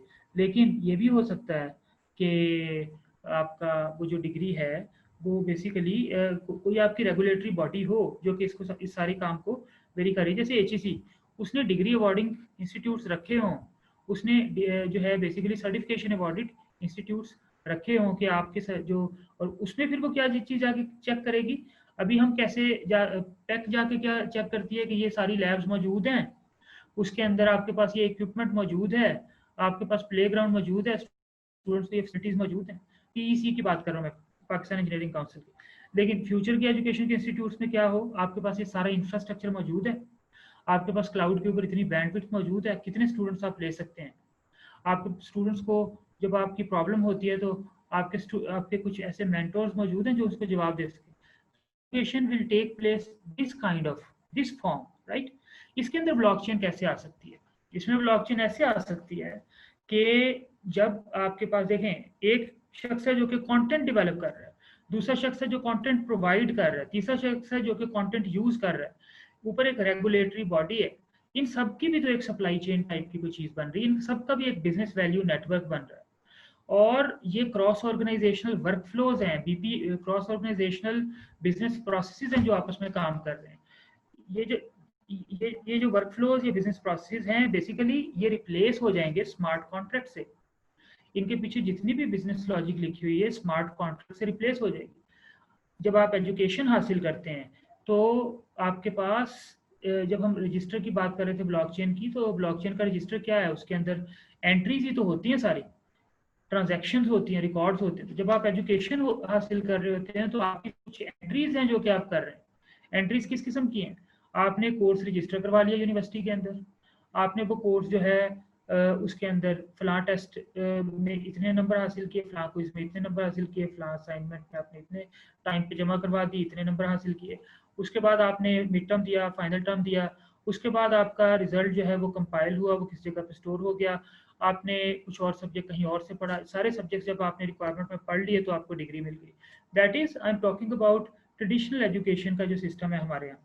जगह जगह पे ट्रांजैक्शंस हो रही हैं, everything will go on can be saved on the blockchain, because ये वो ट्रांजैक्शंस जो हाईली वैल्यूएबल है। Remember one thing, block you will not store each and everything on blockchain. Blockchain के ऊपर हाई वैल्यू डेटा स्टोर किया जाता है because it's expensive, it costs.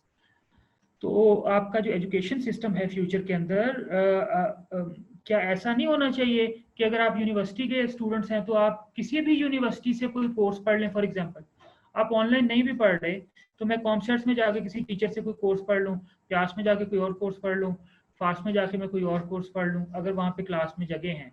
उसके बाद क्या हो कि अगर वो यूनिवर्सिटीज़ जो हैं वो आपस में कनेक्टेड हैं, क्रॉस ऑर्गेनाइजेशनल कनेक्टिविटी है, तो और HEC ये अलाउ करती है, तो ये सारे कोर्सेज मेरे ट्रांसक्रिप्ट के ऊपर आए और मुझे MS की डिग्री मिल जाए। By the way, manually this thing was happening in Vienna when I did my PhD from there. I studied some courses from Technical University of Vienna, the other courses from University of Vienna, और मेरे transcript के ऊपर दोनों लिखे हुए थे, but thing was like snail mail पे काम होता था आपका, जो है ना बाय हैंड ये होता था काम, मैनुअल था। लेकिन जब आपकी ब्लॉकचेन आ जाती है तो इस किस्म के सिनेरियोज मौजूद हो सकते हैं, और बल्कि ये कि क्लासरूम की भी अहमियत ख़त्म कर दी जाए। आपके पास कुछ ऐसे एक्रेडिटेड किस्म के प्रोवाइडर्स हैं, एजुकेशन प्रोवाइडर्स ऑनलाइन, जहां से आप सर्टिफिकेट करते हैं तो वो आपकी एक पर्टिकुलर कोर्स के इक्विवेलेंट समझा जाए। इस किस्म की पॉसिबिलिटीज दुनिया के अंदर जो है वो हो सकती है, राइट। सो ये हमने, मेरा ख्याल है कि मेरा टाइम काफ़ी हो गया, इस पे काफ़ी कुछ बोला जा सकता है, लेकिन मैं आपको जो बुनियादी तौर पे बात करना चाह रहा था वो ब्लॉकचेन को मैं मिला के बाकी की टेक्नोलॉजीज़ के साथ आपको एक कंप्लीट विजन, एक ज़्यादा कॉम्प्रिहेंसिव विजन पेश करना चाह रहा था कि ये सारी चीज़ें अलग अलग नहीं हैं, ये सारी चीज़ें कनेक्टेड हैं। और कनेक्टेड वर्ल्ड का कॉन्सेप्ट जो है ना, उसके अंदर उसका भी मतलब ये है कि सारी चीज़ें आपस में कनेक्टेड हो जाएंगी। और जो आपके पास डिजिटल ट्विन का क्या मतलब है? डिजिटल ट्विन का मतलब ये है कि जो सारी फिजिकल चीज़ें हैं वो आपके पास सॉफ्टवेयर की या वर्चुअल फॉर्म के अंदर आ जाएंगी, राइट। सो ये, और ब्लॉकचेन का क्या मतलब है? ब्लॉकचेन का मतलब है शेयर्ड डिस्ट्रीब्यूटेड लेजर। आपके पास एक ऐसा रिकॉर्ड सिस्टम जो कि इम्यूटेबल हो, जो चेंज ना हो सके, ठीक है, और जो सिक्योर हो। एक और उसके अंदर बड़ी अहम बात है वो ये देखें, आपको जितने भी ये सारे जो आपको मुख्तलिफ किस्म के स्क्वेयर्स नज़र आ रहे हैं, ये शो कर रहे हैं मुख्तलिफ ऑर्गेनाइजेशंस या पार्टिसिपेंट्स। ये सारी ऑर्गेनाइजेशंस आपस में किसी खास तरीके से हिसाब किताब कर रही हैं और हर एक को अपना अपना लेजर अलग से मेंटेन करना पड़ता है। अब ये देखिए ब्लॉकचेन क्या करती है? शेयर्ड लेजर का क्या मतलब है? एक ही लेजर है जो शेयर्ड है, सबको अपना हिसाब किताब इस पे रखें और सारे इसको शेयर कर सकें। जब आप हायर एजुकेशन कमीशन के पर्सपेक्टिव में बात करते हैं कि हायर एजुकेशन कमीशन क्या है? रेगुलेटरी बॉडी है। जब आप इंस्टीट्यूट्स की बात करते हैं, यूनिवर्सिटीज़ की बात करते हैं, या फ्यूचर के अंदर एजुकेशन कंटेंट प्रोवाइडर्स की बात करते हैं जिनको एक्रीडेट किया गया है, तो तब वो सारे एक ही जगह पे अपना सारा हिसाब किताब रख रहे होंगे। स्टूडेंट जब फीस जमा करवाता है, जब यूनिवर्सिटी में एनरोल होता है, जब वो क्विज करता है, जब वो असाइनमेंट करता है, जब वो उसका एक कोर्स पास होता है, सारे कोर्स पास होते हैं, सबका हिसाब किताब एक खास जब सेंट्रलाइज्ड होगा तो उसमें फ्रॉड नहीं हो सकता, जो कि बुनियादी तौर पे ब्लॉकचेन का सबसे बड़ा फीचर है कि डाटा जो है उसकी इंटेग्रिटी बरकरार होती है, आप उसके अंदर कोई टैम्पर नहीं कर सकते। So this is basically where the blockchain, और इसमें आपको ब्लॉकचेन जो है वो ट्रस्ट बिल्ड करके देती है। देखिए यहाँ पे विद शेयर्ड बिजनेस प्रोसेस की बात हो रही है ना, हम भी यहाँ पे बिजनेस प्रोसेस की बात कर रहे थे, और these are some of the things जो कि हम ऑलरेडी डिस्कस कर चुके हैं, और स्मार्ट कॉन्ट्रैक्ट वगैरह। सो दैट इज बेसिकली जो कि हमारे पास what blockchain has to offer us in all the fields and especially in education। What I feel about education of the future, we don't need more than a room, a single room for a university in future for skill-based education. जो कि दूसरी education है जहाँ पे कि mentor के साथ बैठ के आप एक चाय का कप पीते हैं तो आपकी तरबियत होती है, हम उसकी बात नहीं कर रहे। हम बात उसको कभी भी आप ख़त्म नहीं कर सकते, लेकिन जब आप ये बात करते हैं कि आपको कोई जो है प्रोग्रामिंग सीख ली जाए या आपको वेबसाइट बनानी आ जाए या आपको मोटर मैकेनिक बन जाए अच्छे आ जाए, या तो इस किस्म की जो चीज़ें हैं उसके लिए आप एजुकेशन को ट्रांसफॉर्म कर सकते हैं, डिजिटली ट्रांसफॉर्म कर सकते हैं। So thank you very much. If somebody has any questions, please. Doctor Irfan साहब बहुत शुक्रिया आपका, आपने हमें टाइम दिया। अच्छा, मेरा सर एक शॉर्ट सा क्वेश्चन है कि आप being principal scientist at the प्यास, आप यंग स्टूडेंट्स को जो कंप्यूटर साइंसेज और आईटी रिलेटेड फील्ड्स में अपनी स्टडीज परस्यू कर रहे हैं, उनके लिए आपका सर एक शॉर्ट सा मैसेज क्या होगा कि ब्लॉकचेन और बाकी इमर्जिंग टेक्नोलॉजीज के बारे में जानने के लिए और अपने आप को इक्विप करने के लिए फ्यूचर के लिए उनको क्या स्टेप्स लेने चाहिए, और कुछ ऐसे रिसोर्सेज आप शॉर्टली शेयर कर सकते हैं कि जिनके थ्रू उनकी डेवलपमेंट हो सके? बिल्कुल, this is a very good question. इस I can relate it with some of the practices that I have recently adopted. COVID की वजह से हमें घर बैठ के पढ़ाना पड़ा, so I was teaching a course cloud computing to only 3 students. In the class there were only 3 students, 2 of them were doing PhD, 1 of them was a MS student. और ये बेसिकली एक ऐसा कोर्स था जो कि research based भी था, जो कि स्किल बेस्ड भी था, जो knowledge state of the art knowledge based भी था। अब मुझे ये लगता है कि मैंने ये कोर्स जैसा कि मैं क्लासरूम में पढ़ा सकता था उससे ज़्यादा अच्छा पढ़ाया। उसकी एक मेन रीज़न है, उसकी मेन रीज़न है कि स्टूडेंट्स ने 15 सर्टिफिकेशंस की हैं, छोटी छोटी सर्टिफिकेशंस जिसको हम कहते हैं बैजेस, आईबीएम के बैजेस। आपने देखा ये जो स्लाइड्स हैं ये आईबीएम से बनाई है मैंने, और आपने देखा कि मैं आपको शुरू में दिखाता हूँ, हमने जब ये कोर्स ये ट्रेनिंग करवाई ना, तो उससे पहले हमने ये नए नए बैजेस आए थे, ये ब्लॉकचेन एसेंशियल्स और ब्लॉकचेन डेवलपर जो है ना, ये आईबीएम के बैजेस थे। आजकल ये बैजेस जो हैं और इस तरह की छोटी छोटी 4 घंटे से लेकर 15 घंटे तक की सर्टिफिकेशन जो है ना, वो मौजूद हैं cognitiveclass.ai पे, cognitiveclass.ai, ठीक है। तो cognitiveclass.ai के ऊपर छोटी छोटी सर्टिफिकेशन मौजूद हैं।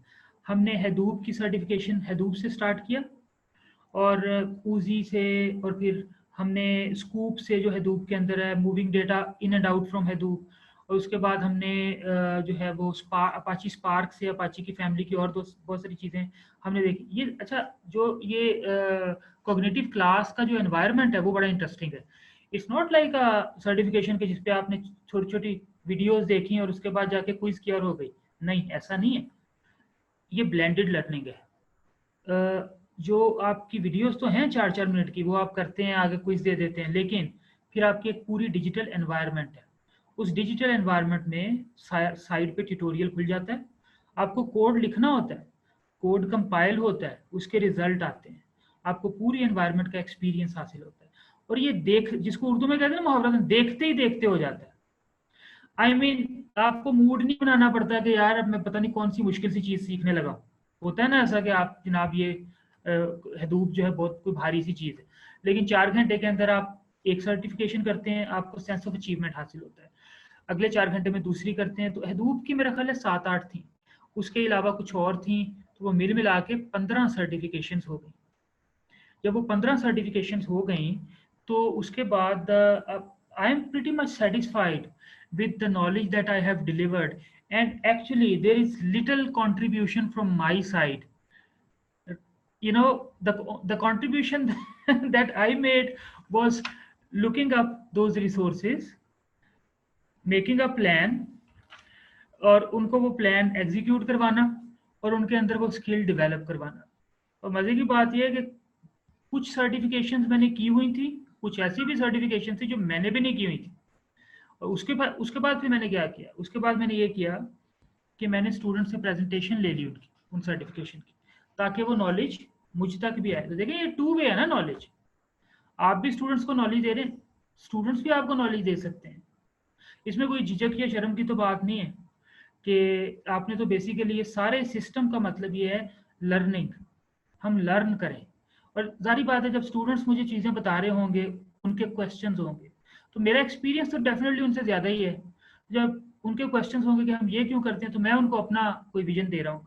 सो ये मैं आपको बताना ये चाह रहा था कि जो आपने पूछा रिसोर्सेज का, तो मैंने एक रिसोर्स बताया, दूसरा एक लेम है। सॉफ्टवेयर इंजीनियरिंग का एक कोर्स था हमारा, वो BS का था, उसमें भी मैंने इसी किस्म की सर्टिफिकेशन ढूंढने की कोशिश की। तो मुझे पता चला जैसे मैंने एजाइल के ऊपर, स्क्रम के ऊपर तो ढूंढ मिल गई मुझे, UML डिज़ाइन वगैरह के ऊपर नहीं मिली मुझे ज़्यादा। तो मुझे ये पता चला कि इसमें अभी रूम है इस फील्ड के अंदर, जो आपके पास ये वाली एजुकेशन के सिस्टम्स हैं ये भी बनने चाहिए। और उसके अंदर जैसे मैं सोच रहा था कि कोई एक छोटा सा प्रोजेक्ट हो, उसमें पहले ये यूज़ केस डायग्राम बनाए और उसमें डोमेन मॉडल बनाए, फिर सीक्वेंस डायग्राम, और इस तरीके से ये पूरा एक ऐसा सिस्टम हो जिसमें स्टेप बाय स्टेप चले। वो जैसा सिस्टम मुझे नहीं मिल सका, ये हमें उनको टूल्स के ऊपर खुद करवा के असाइनमेंट्स लेनी पड़ी। लेकिन अगर इस तरह के सिस्टम होते हैं तो आप देखें कि फ्यूचर में कहाँ से कहाँ बात होगी।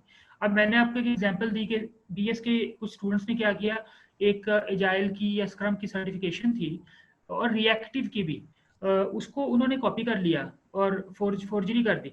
लेकिन उसके ऊपर जो यूनिक आइडेंटिफिकेशन थी, जो ब्लॉकचेन के ऊपर ये बता रहे हैं क्लेम के ऊपर, तो मुझे नहीं पता, मेरे ख्याल है वो भी शायद ब्लॉकचेन पे हो, या ना भी हो तो कोई बात नहीं, ब्लॉकचेन पे जा सकती है फ्यूचर में। तो उससे वो वेरीफाई हो गया कि इन्होंने सर्टिफिकेशन खुद की है या कहाँ से कि फोर्जरी की है। तो स्टूडेंट्स को मैं एक ये बड़ा ही इंपॉर्टेंट बात करूंगा, वर्ल्ड हैज चेंज्ड। और वो इकबाल का एक मिसरा है, सबात एक तगय्युर को है ज़माने में, कि तगय्युर जो होता है ना, जो चेंज होती है, उसी को सस्टेनेबिलिटी मिलती है, उसी को सबात मिलता है।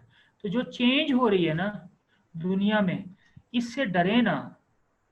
चेंज आपकी एजुकेशन के अंदर वो सारे मीन्स हैं एजुकेशन के जो आपने सीखना है, और अपने जो पर्पस है लाइफ का उसको हाई रखें। पर्पस ये ना रखें कि आपने गाड़ी लेनी है और आपने ये करना है वो करना है, ये आपको मिल जाएगी। पर्पस हाई रखें, आपके अंदर एनर्जी है, आपके पास नॉलेज है, ये नॉलेज बहुत हाई वैल्यू का, इट इज़ जो आपका स्किल बेस्ड नॉलेज है। ये जो है ना आजकल एंटरप्रेन्योरशिप वाले जो लोग हैं, वो सिर्फ पैसा कमाने के बारे में बता रहे हैं। देखें, दिस इज वन वे, आप वो आपको मिलेगा, but why not, don't you find any excitement in making some new technology, making a product, taking it to the market, expanding it and taking it to the level of the IPO? ये आपका इस process के अंदर, ये जो आपकी struggle, ये जो आपका जर्नी है, असल चीज ये है। बाकी सारी बाई प्रोडक्ट्स जो हासिल हसूल है वो होता रहता है, होता रहेगा, वो होता रहेगा। अगर आप अपने सिर्फ यहाँ तक रखेंगे कि नौकरी और गाड़ी और इस तरह से, तो फिर उतना ही उसी चीज को एंजॉय कर सकेंगे।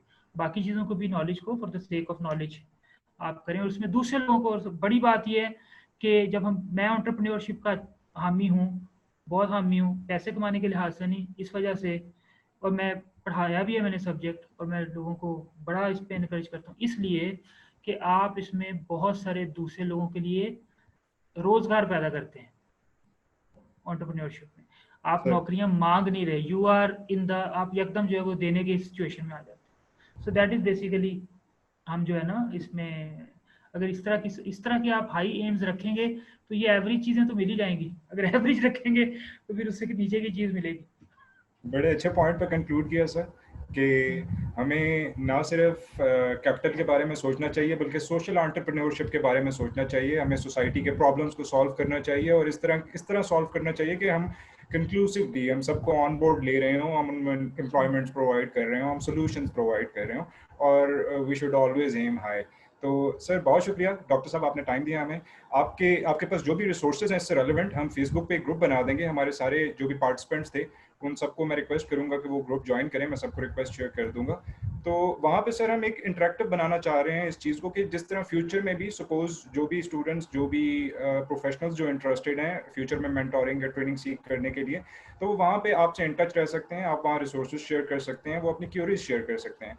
तो thank you very much for your time. मैं अपने बाकी जो हमारे पैनलिस्ट हैं हमारे साथ हैं या वो अभी चले गए हैं, अहमद मंजूर साहब थे, मैं बहुत शुक्र अदा करता हूँ उन लोगों का, वो आए, उन्होंने अपना बहुत कीमती टाइम में से हमें थोड़ा सा टाइम दिया, और हमारे साथ जितने भी लोगों ने आज ज्वाइन किया मैं उन लोगों का बहुत शुक्रगुजार हूँ। कि उन लोगों ने भी हमें टाइम दिया। अहमद साहब हमारे साथ मौजूद हैं। अहमद साहब शुक्रिया sir, thank you very much. It was a wonderful session. ये सेशन हमारा रिकॉर्डेड है, ये YouTube पे लाइव था and it will also be uploaded on Facebook and YouTube as well. तो हम फ्यूचर में भी इंशाल्लाह आप लोगों के साथ इन टच रहने की कोशिश करेंगे और फ्यूचर में भी इस तरह की मजीद एक्टिविटीज़ हम करने की कोशिश करेंगे, क्योंकि इमर्जिंग टेक्नोलॉजीज़ ही फ्यूचर है। और जब तक हम लोग टाइमली और अपॉर्चुनिटी इस चीज़ के साथ प्ले नहीं करेंगे और अपनी यंग जनरेशन को इक्विप नहीं करेंगे इन स्किल्स के साथ, तो हम फ्यूचर में आगे नहीं निकल सकते। इसी नोट पे मैं बात को रखूँगा और सेशन कंक्लूड करूँगा। Thank you very much sir, thank you participants. Thank you very much. Next session. अल्लाह हाफ़िज़। Allah Hafiz.